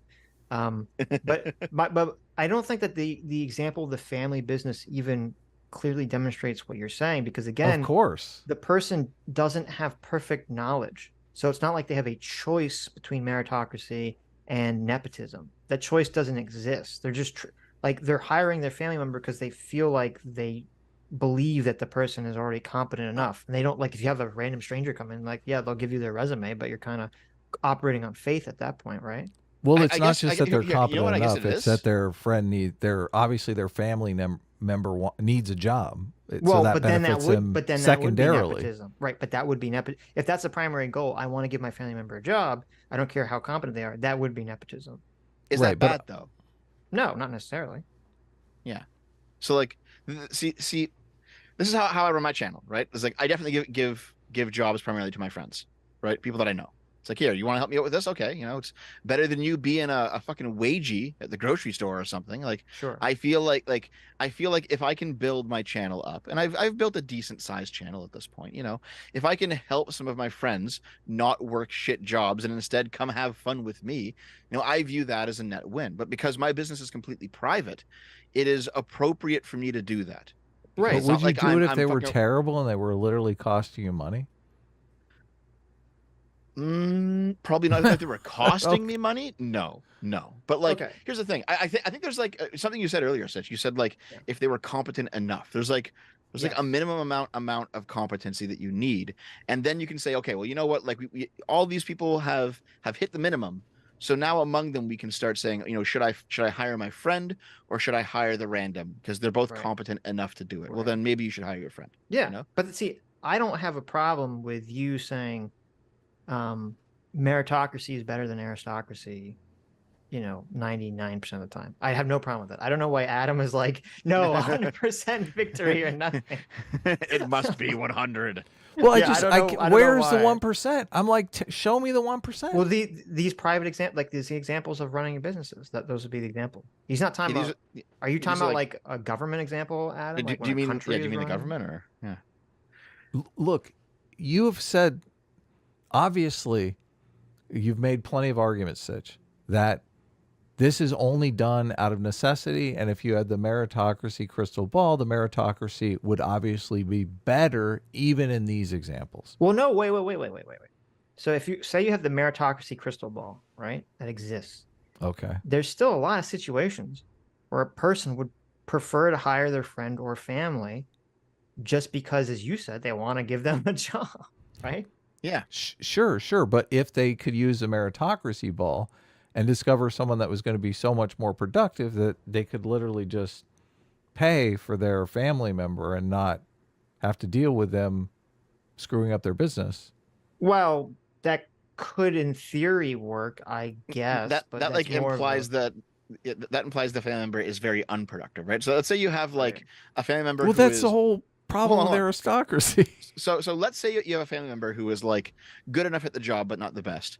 And then you Right. have the meritocracy crystal ball that tells you a random person who is significantly better than your family member. But your family member can still do the job. Who should you hire? Well, you're still operating. This is why I'm saying the difference is you're still operating in the meritocracy realm because you're going to do the cost benefit analysis. You're going to say, my family member has this much merit that makes them acceptable in this position, but you're still having a conversation about merit. You're not saying, look, I'm going to give my family member the job, even Well, though okay. they're literally going to cost me money because they suck so bad. Well, okay, Sure, wait, but wait. then there's like a merit gap between your family member who's less meritorious and the But random you're who's more still meritorious. operating in a Okay, meritocracy, but not an aristocracy. how do you fill in that merit gap between the two candidates? Wait. Before we go into this, because there's a key element here that maybe we're missing. Okay. In because whenever I've heard people advocate for aristocracies or things of that nature, I've never heard them say, well, when you're hiring someone, you want to hire your friend or family member because the moral consideration of giving your friend or family member an opportunity to be productive is more important than you just making profit by hiring the best person for the job. I've never heard any, which is what we're arguing right now. Okay, Yeah, Right. which I agree that's the is argument that I would right, give, to which be I honest. agree Yeah. is definitely the moral consideration to make. But whenever I've heard someone talk about aristocracies, I've literally never heard this argument in my entire life.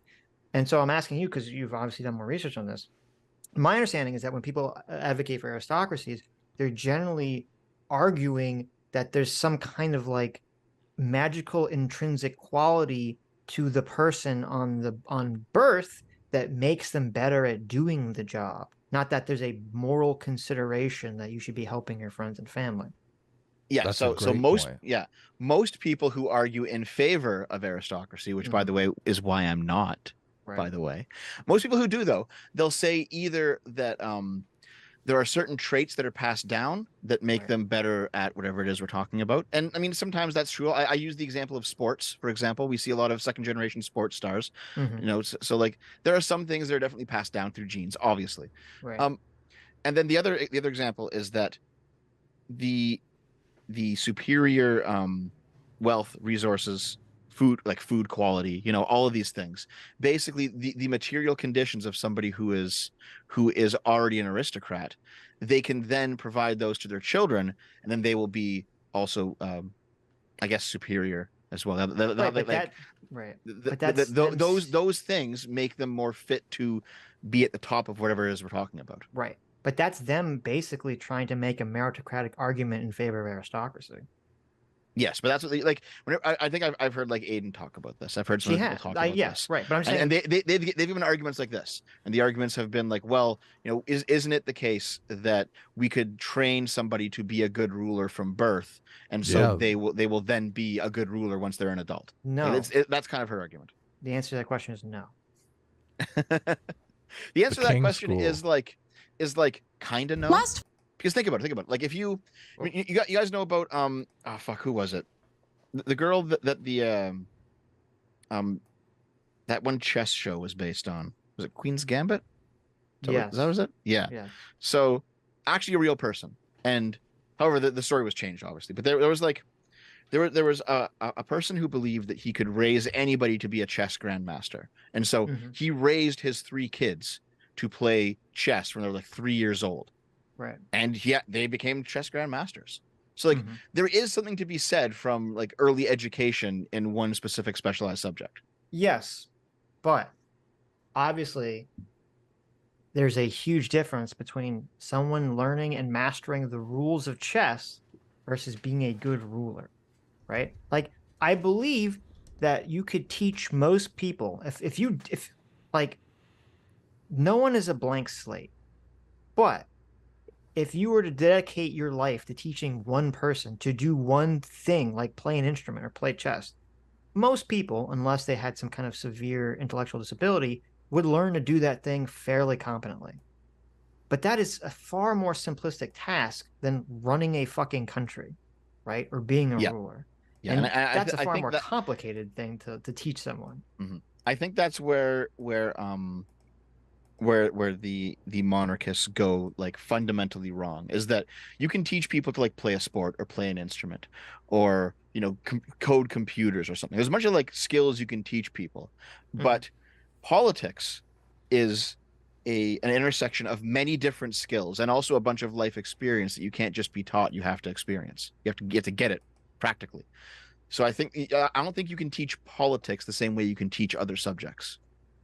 Sure. And also because I mean a lot of it, there's a lot of moral foundational considerations involved in all this stuff that are generally not thought about or taught in some kind of like way that you teach a skill in managing those questions. So I just think it's funny that like the argument in favor of aristocracy is literally a meritocratic argument. They're just saying that aristocracy is the best way to determine who has the most merit, essentially. Yeah, So a they're lot still of making an yeah, argument based on merit. yeah. But see, it's funny We'll see. because to me, that's a very interesting example of sort of the power of liberal democracy and the power of meritocracy.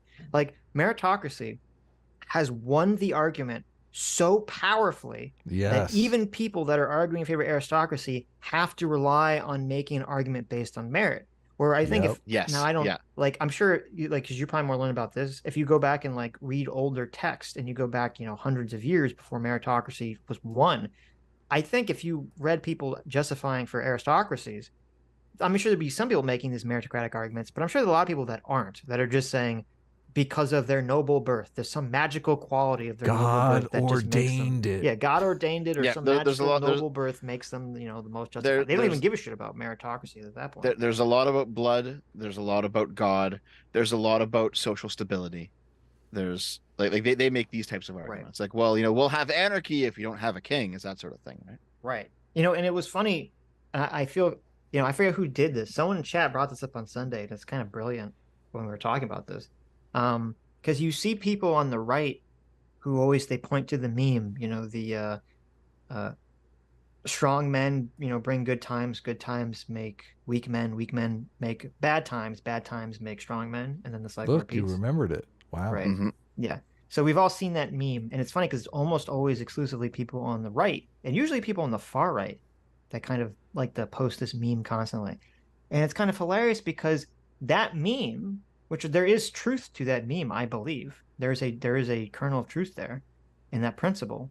Um, that meme is the perfect example of why monarchy sucks and why and why aristocracy sucks. Because you can have the Jeff Bezos or the Elon Musk or the king or whoever who's the strong man that brings the good times, but without competition and without having to claw their way up and without having to worry about, uh, without having to worry about competition, I'd say that is what creates their child to be weaker, right? And that's kind of Yeah. what leads to the aristocracy or the kingdom failing, is because the child isn't as great as the father. Cool. You want to watch this Young Turks video, or you want to watch something else? Um, Is there any more to talk about on this? Are we still? Wait, hold on, Adam, do you still think I'm a Well, crypto fascist? look, I never thought you were a crypto fascist. I do worry. I do worry that you're trending right words, and I don't know where that ends up. I mean, it's nice that you have a stable relationship with a woman, and they Wait, they what does that tend do to like. with turning trending right words? Well, Is they the right all incels now? well no, I'm yes. saying women have a moderating effect on men quite often. Mhm. I could see you saying, "Look, I'm reading Mein Kampf, and he's got a lot of interesting things to say." And your wife going, slapping you upside the head and going, "Dev, Hold fucking on. take the trash out. Listen, Stop listen. reading Mein Kampf, you There Oh, he's is moron." gonna say it. He's gonna there say it. is interesting things in Mein Kampf. Yes. Oh, clip You it. need to know how these crazy people think, Adam. Clip it.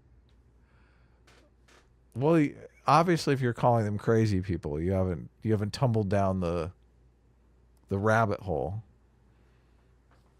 Yes. I don't think anything I'm saying is uncontroversial here. So I don't think you. I mean, like you've talked about your friend Scrump. I guess people know this person has gone far Kind of right, crazy. and Yeah. yeah, and you're categorizing that as crazy, which I think is a good thing. So I just look. You can go far Well, to be right. fair, You like, can if go you went far far left left, crazy. yeah, if you went far left, you'd be crazy too. It's the same thing, right? Yeah, Like, exactly. here's the thing: Sargon's gone way further right than me, Of but course. Yeah. I don't think Sargon's crazy though.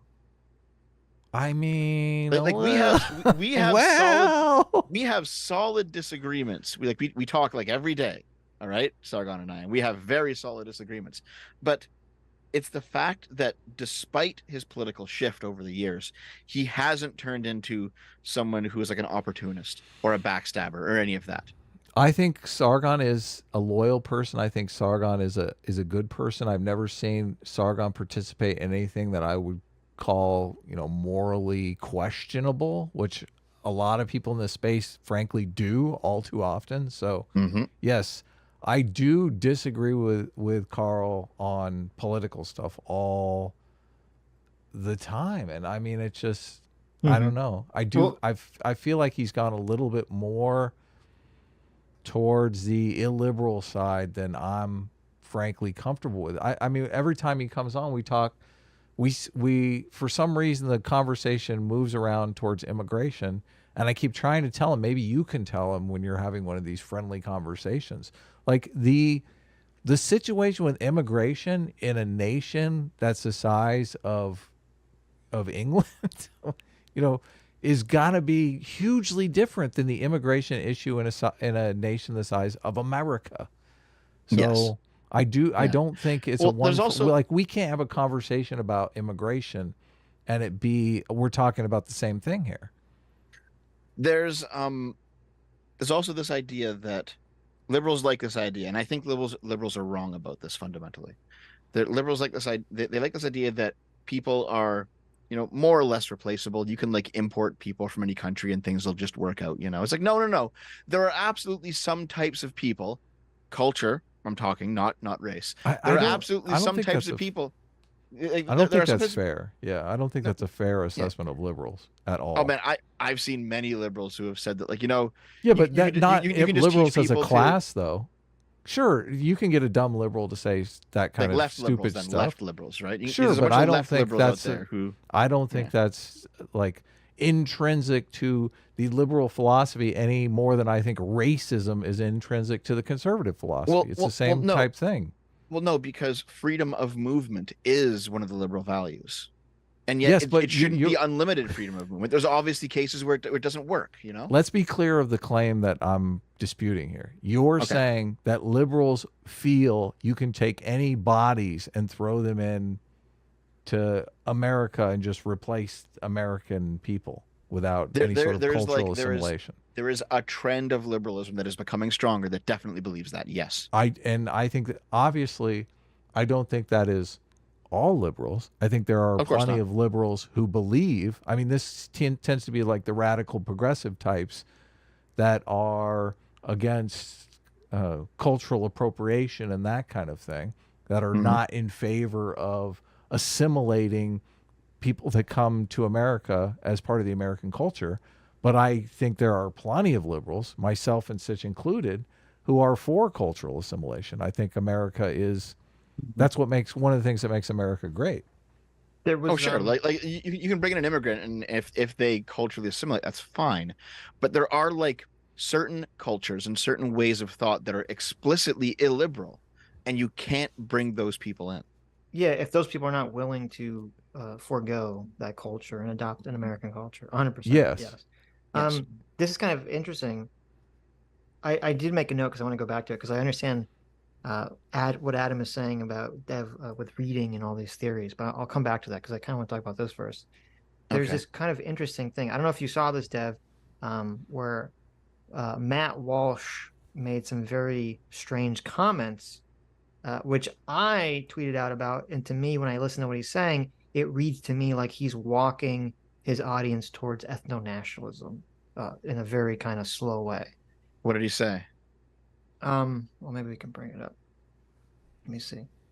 But while I'm looking for that, because on my Twitter, in response to that, Lance of the Surfs actually got from someone else, dug up some old clip of Matt Walsh because he used to have some radio show. I forget where he was talking to some other guy, and on the show, Matt Walsh says that race and culture are like not like you can't divide, you can't separate race and culture. Okay, which is very That's a horrible claim. right. Right. Now, it's very interesting because, like, I'm like, well, to give Matt Walsh just some charity, um, did he misspeak? Is that some idea that he agrees with? Because he says two things. Because he says the race and culture thing can't be divided, which I obviously 100% disagree with. Right? That's the basis of ethno nationalism.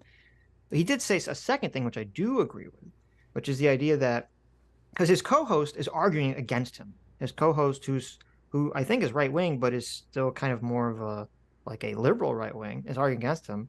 Um, and Matt Walsh says, so the co-host is essentially saying, well, he's saying that's not true. People can come to America from another country and they can adopt an American identity and American culture, which I agree with. Yeah. And Matt Walsh's response to that is yes, but so he says yes, but he says yes, Mhm. but we live in a society where right now the left is basically pushing that we shouldn't be, having people assimilate to American culture.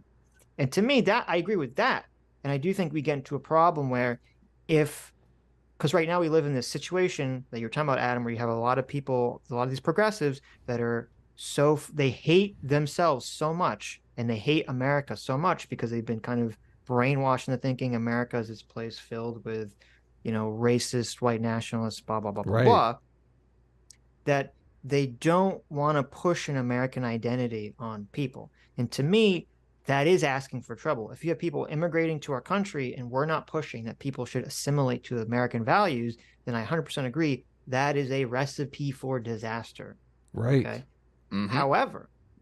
However, I do think the solution to that is not, well, then we need to not immigrate people whatsoever and close all the borders forever and try to propagate a white race in America. I don't think that's the solution. I think the solution is going back to no, we do have an American identity. We do have a system of American values. And if you want to come to this country, you're going to fucking assimilate to it because that used to be the attitude in this country for hundreds of You're a years. racist, And Sitch. it You're a seemed racist. to work for hundreds of years. And that attitude essentially, in my opinion, crafted the greatest, strongest country in the entire world. Right.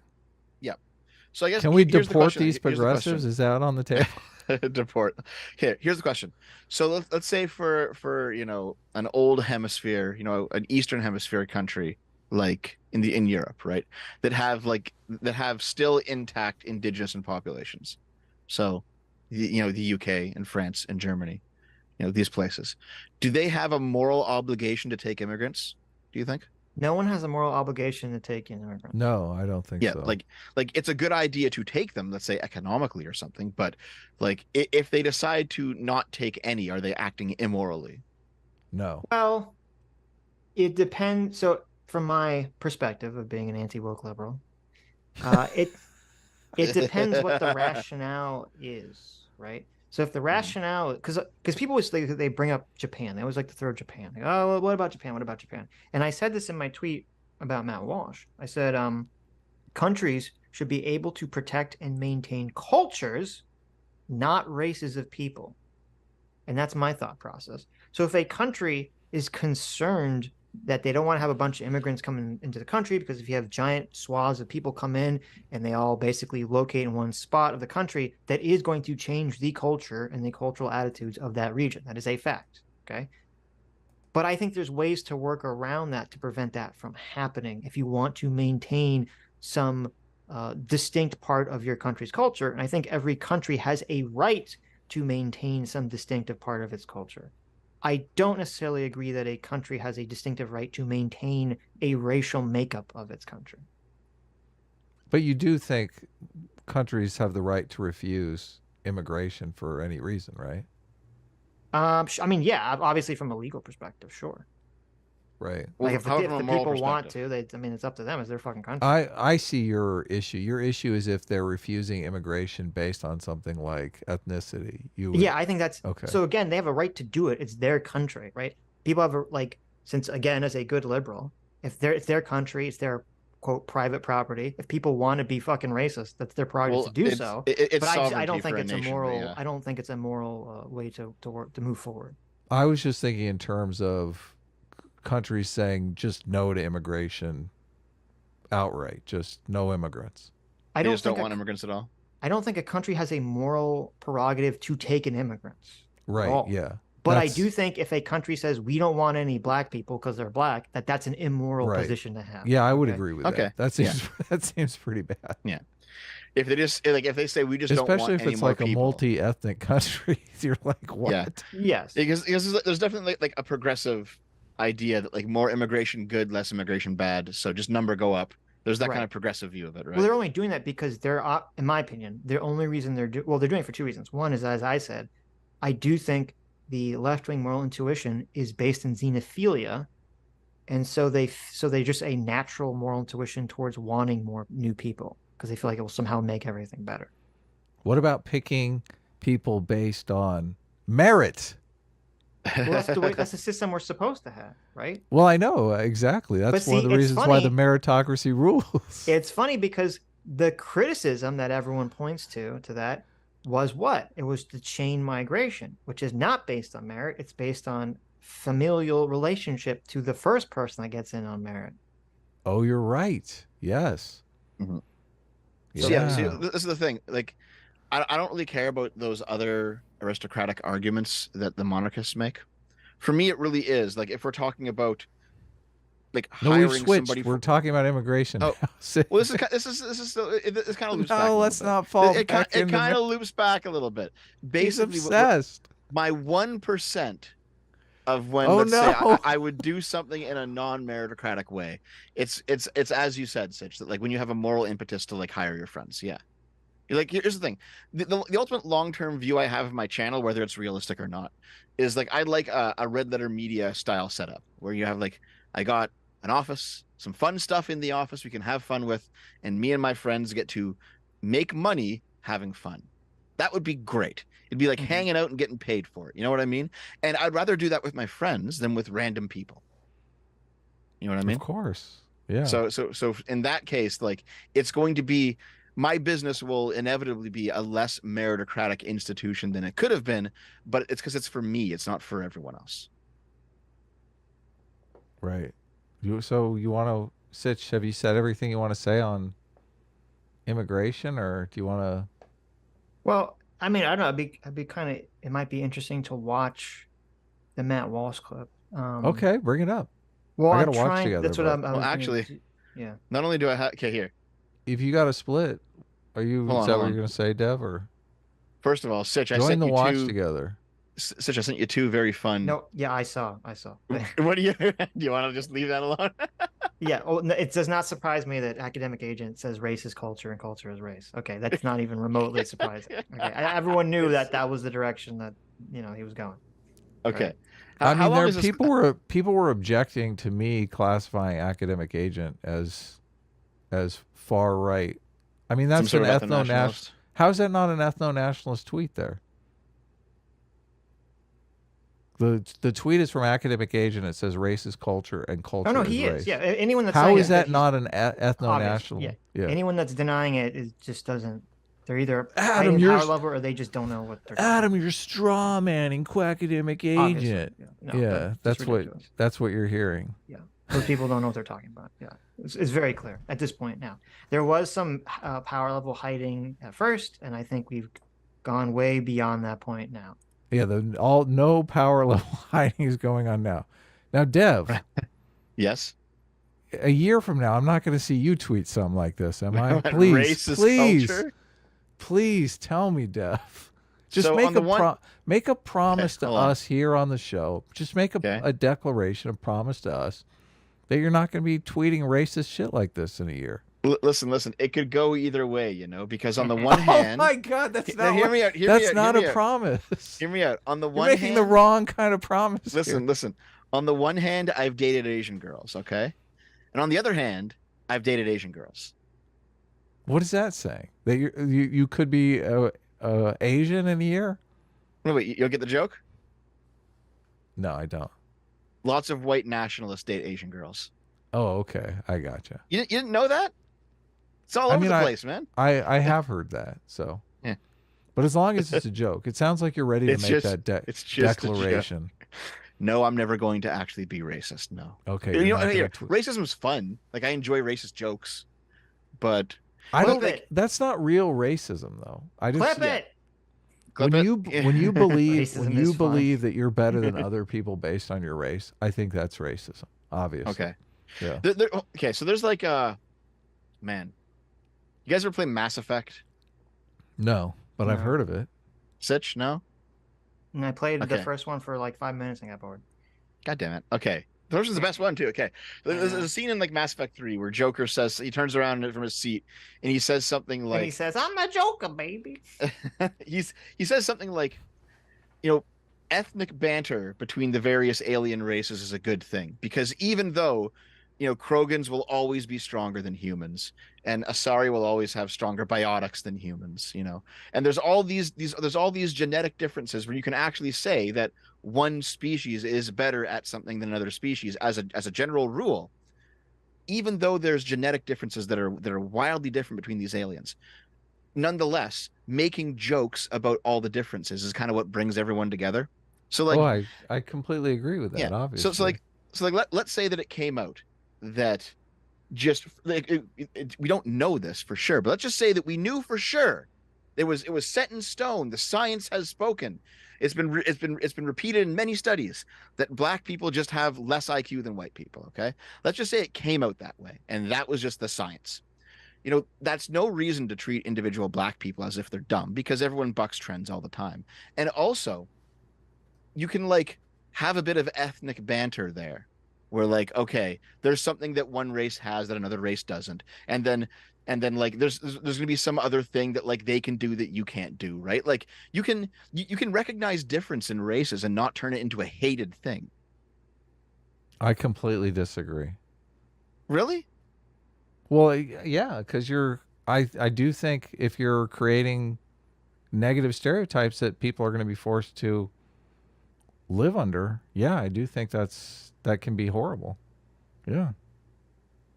I mean, sure, you're just joking around, but if you're creating a stereotype that, you know, every black person is going to have to deal with every time they meet someone, them thinking that they're stupid, that would be a horrible existence. Well, keep in mind, I'm talking about a world where the data shows that, right? Like I'm not talking about right now. Look, if the data shows that, you're still creating a stereotype that people who are not stupid are going to have to deal with. Like Well, well, sure, but like, I always okay, bring up how do Asians you deal with or that data then? Like, what do you do? It's like, okay, if we have data that shows that due to genetic factors, one race is different from another race in some tangible way, like, you just ignore that? Like, what do you do? you don't use that data to create a negative stereotype that will tangibly affect people's lives. That's what you're I think talking about.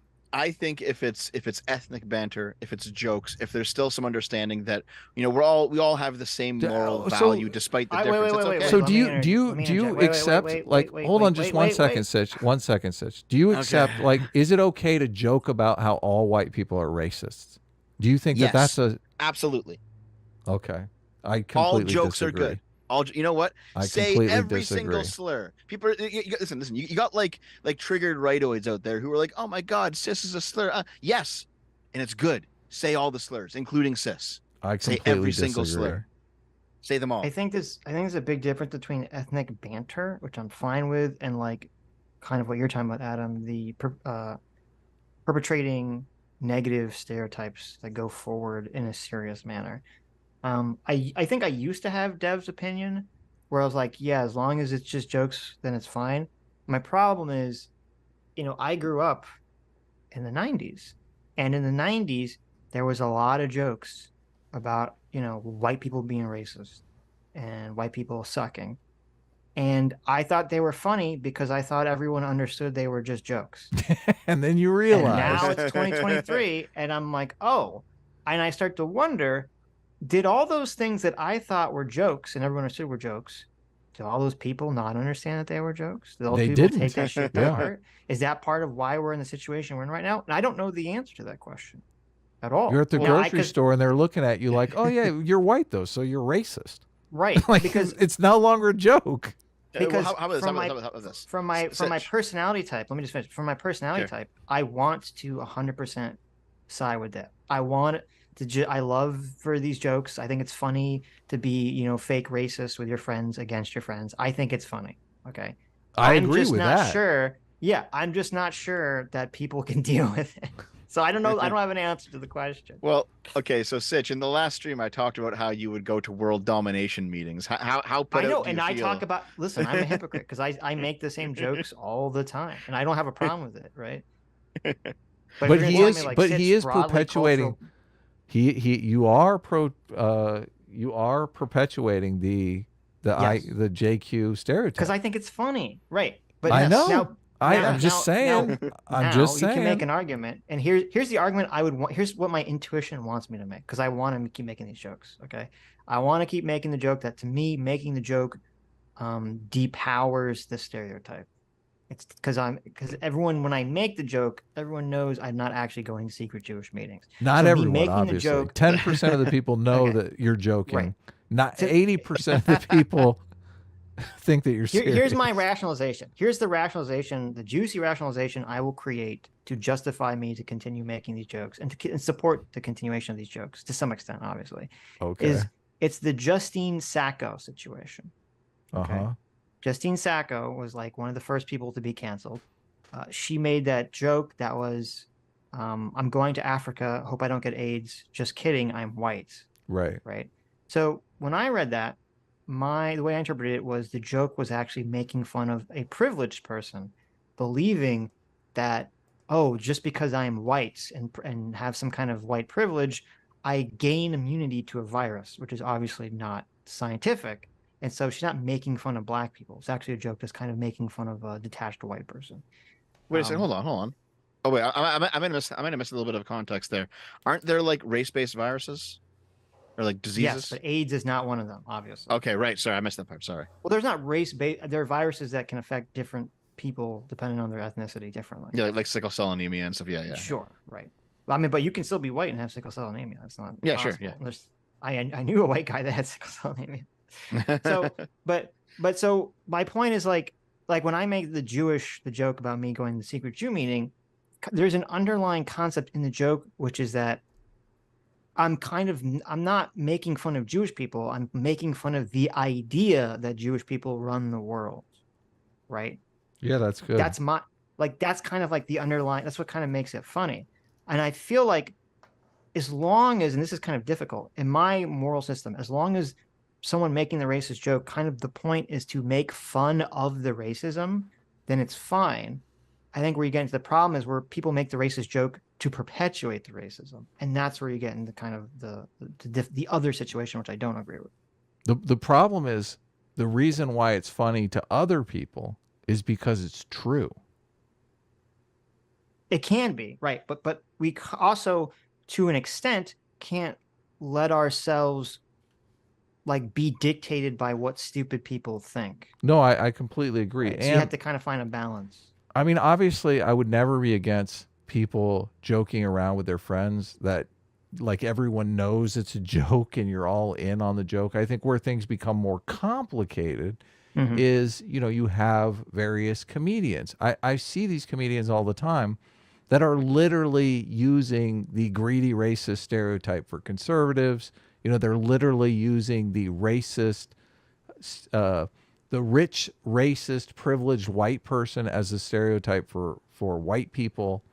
And, they're doing a comedy act and everyone's laughing and having fun, but they are like creating this stereotype that people believe.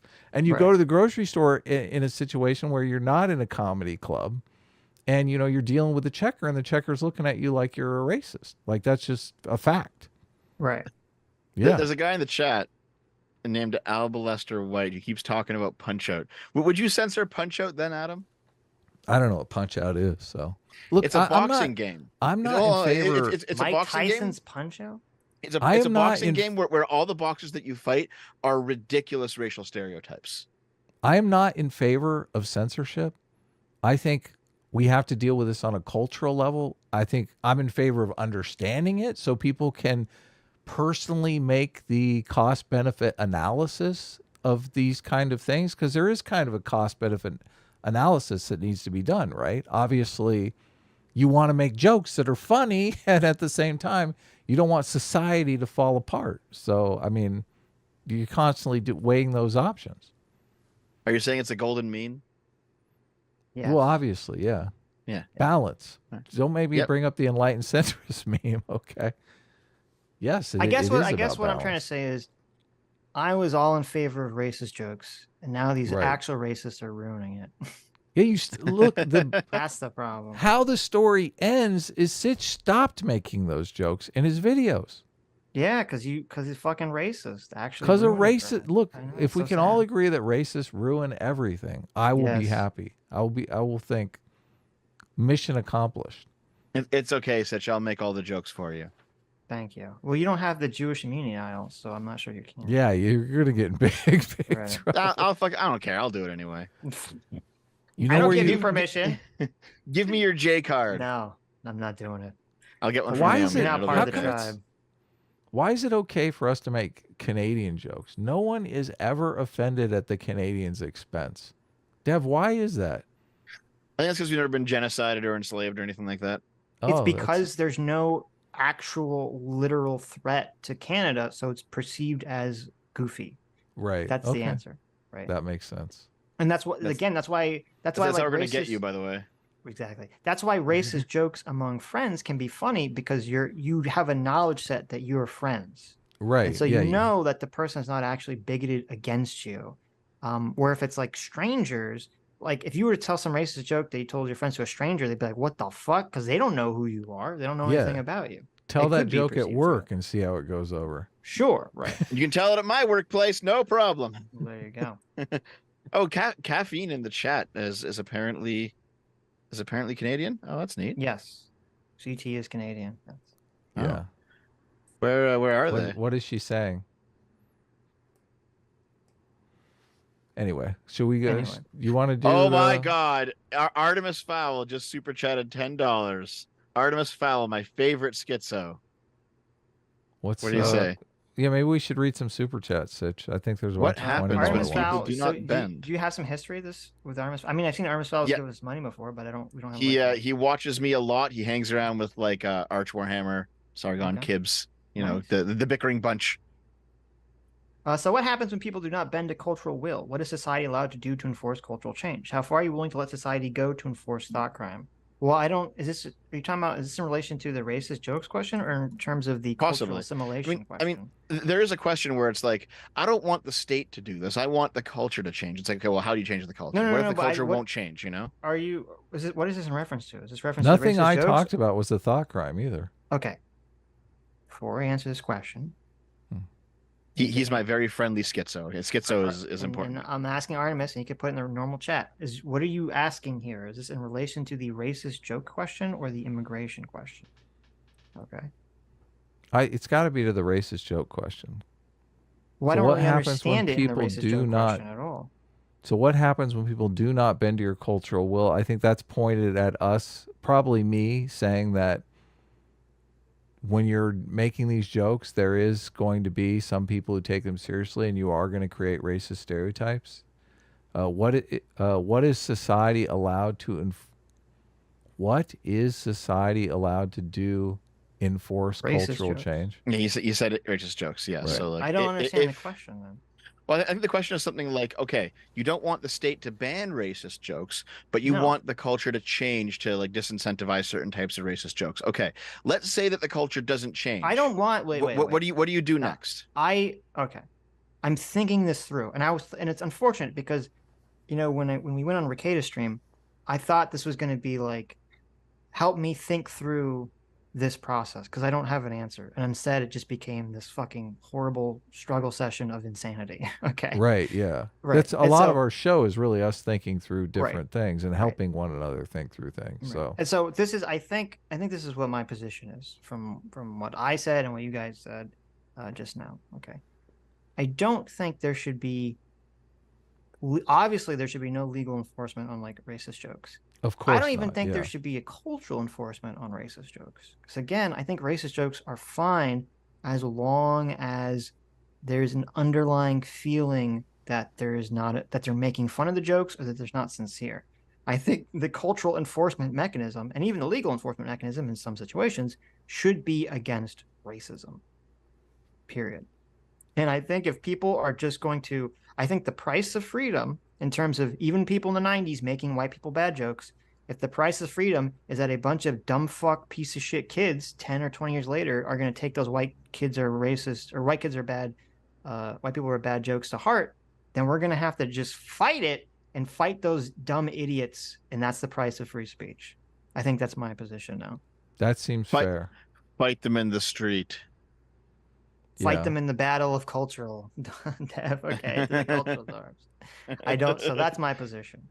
That's my position. We should be fighting racism culturally and obviously legally in some avenues, and that's it. I think racist jokes are fine as long as they're not culturally fine, as long as they're not intended to be taken seriously. So, Right. Yeah. Well, I'm there's certain jokes that I don't think you could make because I don't think audiences would find them funny. Like if you wanted to make, jokes at various minorities' expense today, I don't know if you could make those jokes. you could, well, you could if you were that minority, right? I mean, but that's always Yeah, that's the way it's always been. yeah, I guess you're right. Like Chappelle is a master at doing this, Right. obviously. Right. Yeah. Yeah. Okay. Dr. Diller for 2 hours says, I thought I was your favorite schizo. What the fuck? Sure did. Wow. Sorry, Dr. Diddler. That's What why would it Dr. be Diller like is an if S-class general and not a D-bag. God damn it. it is interesting that obviously Chappelle makes a lot of jokes about that are at black people's expense because he's Right. black, right? I don't know that a white comedian could make those jokes, obviously, at black people's expense because it would be perceived completely differently. But I do think black comedians, and I mean, I think I saw like an Indian comedian recently that his whole set was about, white people, were jokes at white people's Yeah, but expense. see, it's interesting, and this is the key here, okay? When you're making these racial jokes, there is an element, and I hate to say it, there is an element of the P plus P equals R thing that exists. There's an underlying kernel of truth there. Because when you have, like, in the past, okay, in the past, and let's put ourselves in 1990 shoes. In the past, if a black comedian makes a joke about white people, the perception, doesn't necessarily was true, but the perception was that there was not a threat to white people based on the joke that the black comedian had made, because there hadn't been in the history of America, it didn't seem like white people were going to be threatened by racism, essentially. But if you had a white comedian make a joke about black people, there would be a perception of threat because obviously in America, there's a long history of white subjugation of black people. Right. Interesting. However, in the far off future of 2023, we no longer live in that future. We now live in a future where if you are white, you can 100% get racism perpetuated against you. So I would argue that a black comedian or an Indian comedian can no longer, in today's climate, make jokes about white people because white people can be attacked for their race and have been attacked because of their race. But Sitch, you just said you were against censorship. I'm not saying it legally. I'm just saying I don't think Right. they should. And I think Right. people, and I think because we live in a climate right now. Here's the problem too, because everyone wants like some universal rule, and you can't have one. Okay, because we literally live in a climate right now where people are seriously arguing that it's okay to be racist against white people. I I think if you're a know. comedian, you have to take that into consideration before you make jokes that are racist about white people. They don't So though. They just no, they take it as it's okay to make racist jokes against white people. right? They're They still living basically in an old paradigm that I don't think exists anymore. no, I think they Or they're just realize that racist. it's acceptable to be racist against white Or people that, and yes, or that, yeah. right? Or And that, they just adopt that paradigm. yes, or that. All right, So, Artemis gave us another $20 super chat. Should we go back to well, let me read these other ones first. yeah. Kyle Vernon for $5 says, "You guys are for censorship, and you should stop pretending you aren't. You need to censor things to protect intellectual property rights." So I guess I don't really understand the super chat because I've said a million times, I'm not a free speech absolutist, and no one really is. Maybe there's some crazy people out there that are, but no one is a real free speech absolutist because everyone's in favor. I'd assume most people are in favor of protecting intellectual property. Most people are in favor of not allowing, slander or libel. Most people are against child pornography. All these things are infringement on free speech. Blah blah blah blah blah. But I don't think that really has to do with the question of Yeah. where should we draw the line which I don't Hey, think jokes should be censored in terms of this actually legal reminds me of something. censorship. So yeah, I do have to go soon, but before I take off, I do want to Mhm. run something by. So I'm sure you've come across this idea before that like the liberal claim to being, let's say, a more open mode of politics than other types of politics. That all ends up just being a farce because liberalism still does oppress its political opponents in the end. You heard about that before? Yeah, I've heard it. It's stupid, but yes, I've heard it. Yeah. What's your argument against it?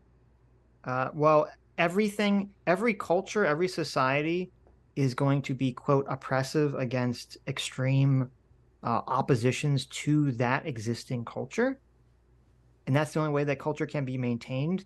However, under all of human history, liberalism has been the most permissive of allowing dissenting opinions. So those people can fuck off because they're Yeah, I mean, pretty advocating for much, yeah. something that number one doesn't exist, and number two, they themselves don't actually believe in because they want to implement a system where there is no dissent allowed.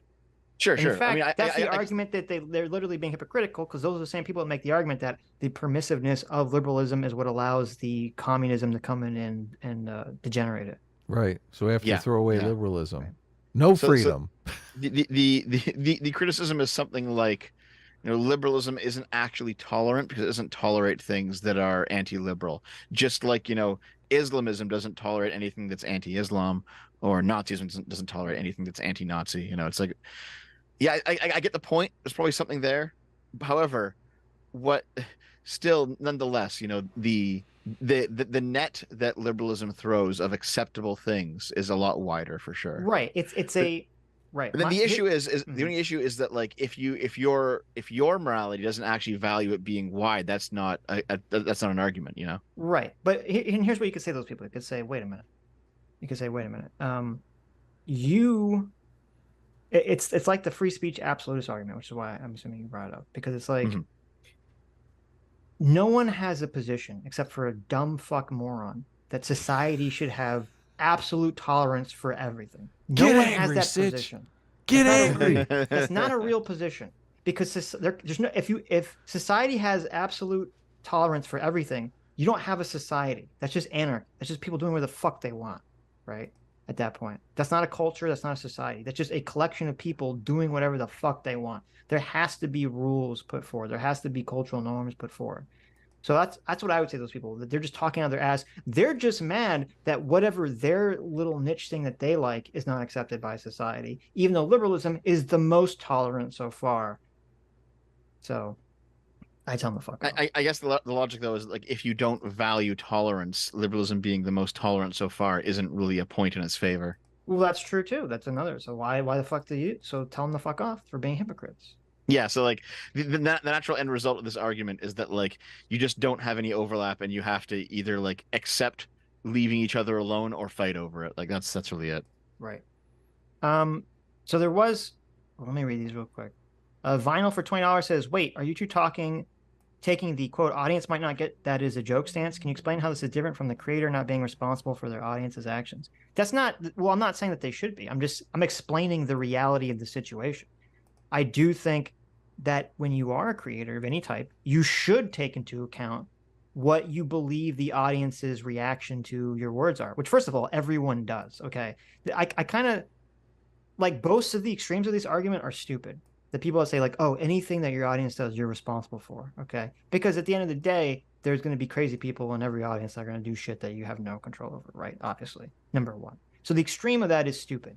However, the extreme permissive attitude is also stupid. Because if you're out there and you're just saying shit that you know people are going to interpret in wild ways, are going to interpret in ways that go like cause harm in the world, then you are responsible for it.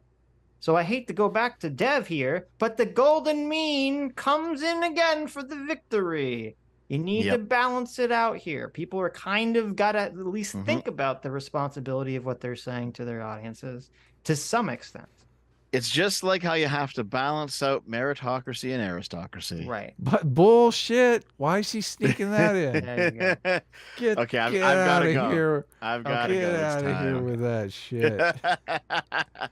All right, thanks for having me on yet again, guys. I do Of course. appreciate it. It's always Take care, fun. man. Thanks Take for coming care. on. Thanks for making that video too.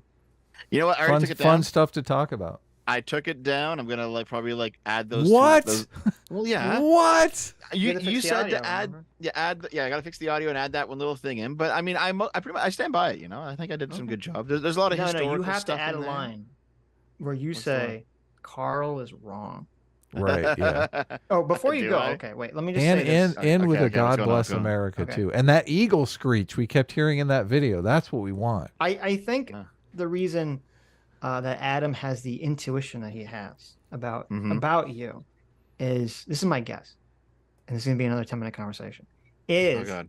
that in our conversation with Carl, I think we both felt like you were bending over backwards to kind of try to justify and argue in favor of the things that Carl was saying, which seems to contradict what we thought would be your positions in that conversation. Wait, That's what? Can you true. can you Yeah. can you reword that? Hold on. What? Okay.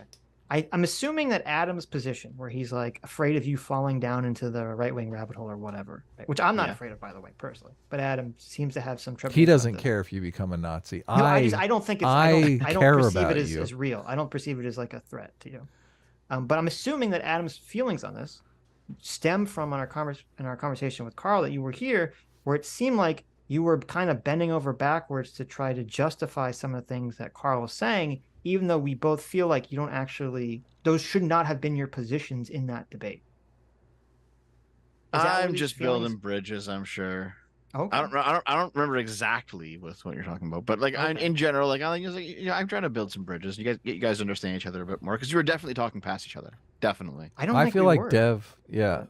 But, I feel like Dev is a contrarian, so well, wait, but Adam, am I correct? Is that where this thought came from? That you no, were I like just afraid? look meritocracy is Okay, obviously never mind. I better. just I think logically, I don't see why it's such a big deal to say so. I okay. feel like we've made compelling arguments here, so Okay. the I mean, I'm not super worried about him becoming more right wing. So, Okay. Well, good. That's good. yeah. I'm not worried about Deb becoming right wing at all. I think Deb's pretty That don't seem like the firmly type. placed in based golden mean liberalism. So Listen, Yeah. listen. I like girls having sex with each other way too much, and also traps to ever be right wing. Like it's just not gonna happen, man. Your girlfriend is not a member of the Aryan Brotherhood or anything like that, right? She's Jewish. Okay, we're safe. so wait, you like That's traps hil- that's and hilarious. trans women, or are you considering them the same thing? Oh, they're different, but I like them both. Yeah. Okay. So you because Listen, when I think I of a have trap, I think of someone who's just a guy that's dressed like a listen, girl. listen. Yeah. I'm tautologically straight. Okay. So whatever I'm attracted What does to, that even mean? whatever I'm attracted to is a woman. Okay. Okay, fair enough, I guess. Question Wow. mark. Wow. I like That's it. kind of Sigma right there. There it is. That's very Sigma. There you go. Thanks for coming on, Mr. Sigma. All right, I'll see you guys. I'll see you guys. Actually, I'll see you tomorrow, Sitch. Fuck. That's true. Nice. That's right. Take All care. right. Wait, hold on. Wait. Adam, you still didn't get your invite? I'll be tuning in. Nah, I'm totally. Yeah. I guess I'm not invited. All right, P. All right, I'll see you guys later. All right. Later. Take care, man.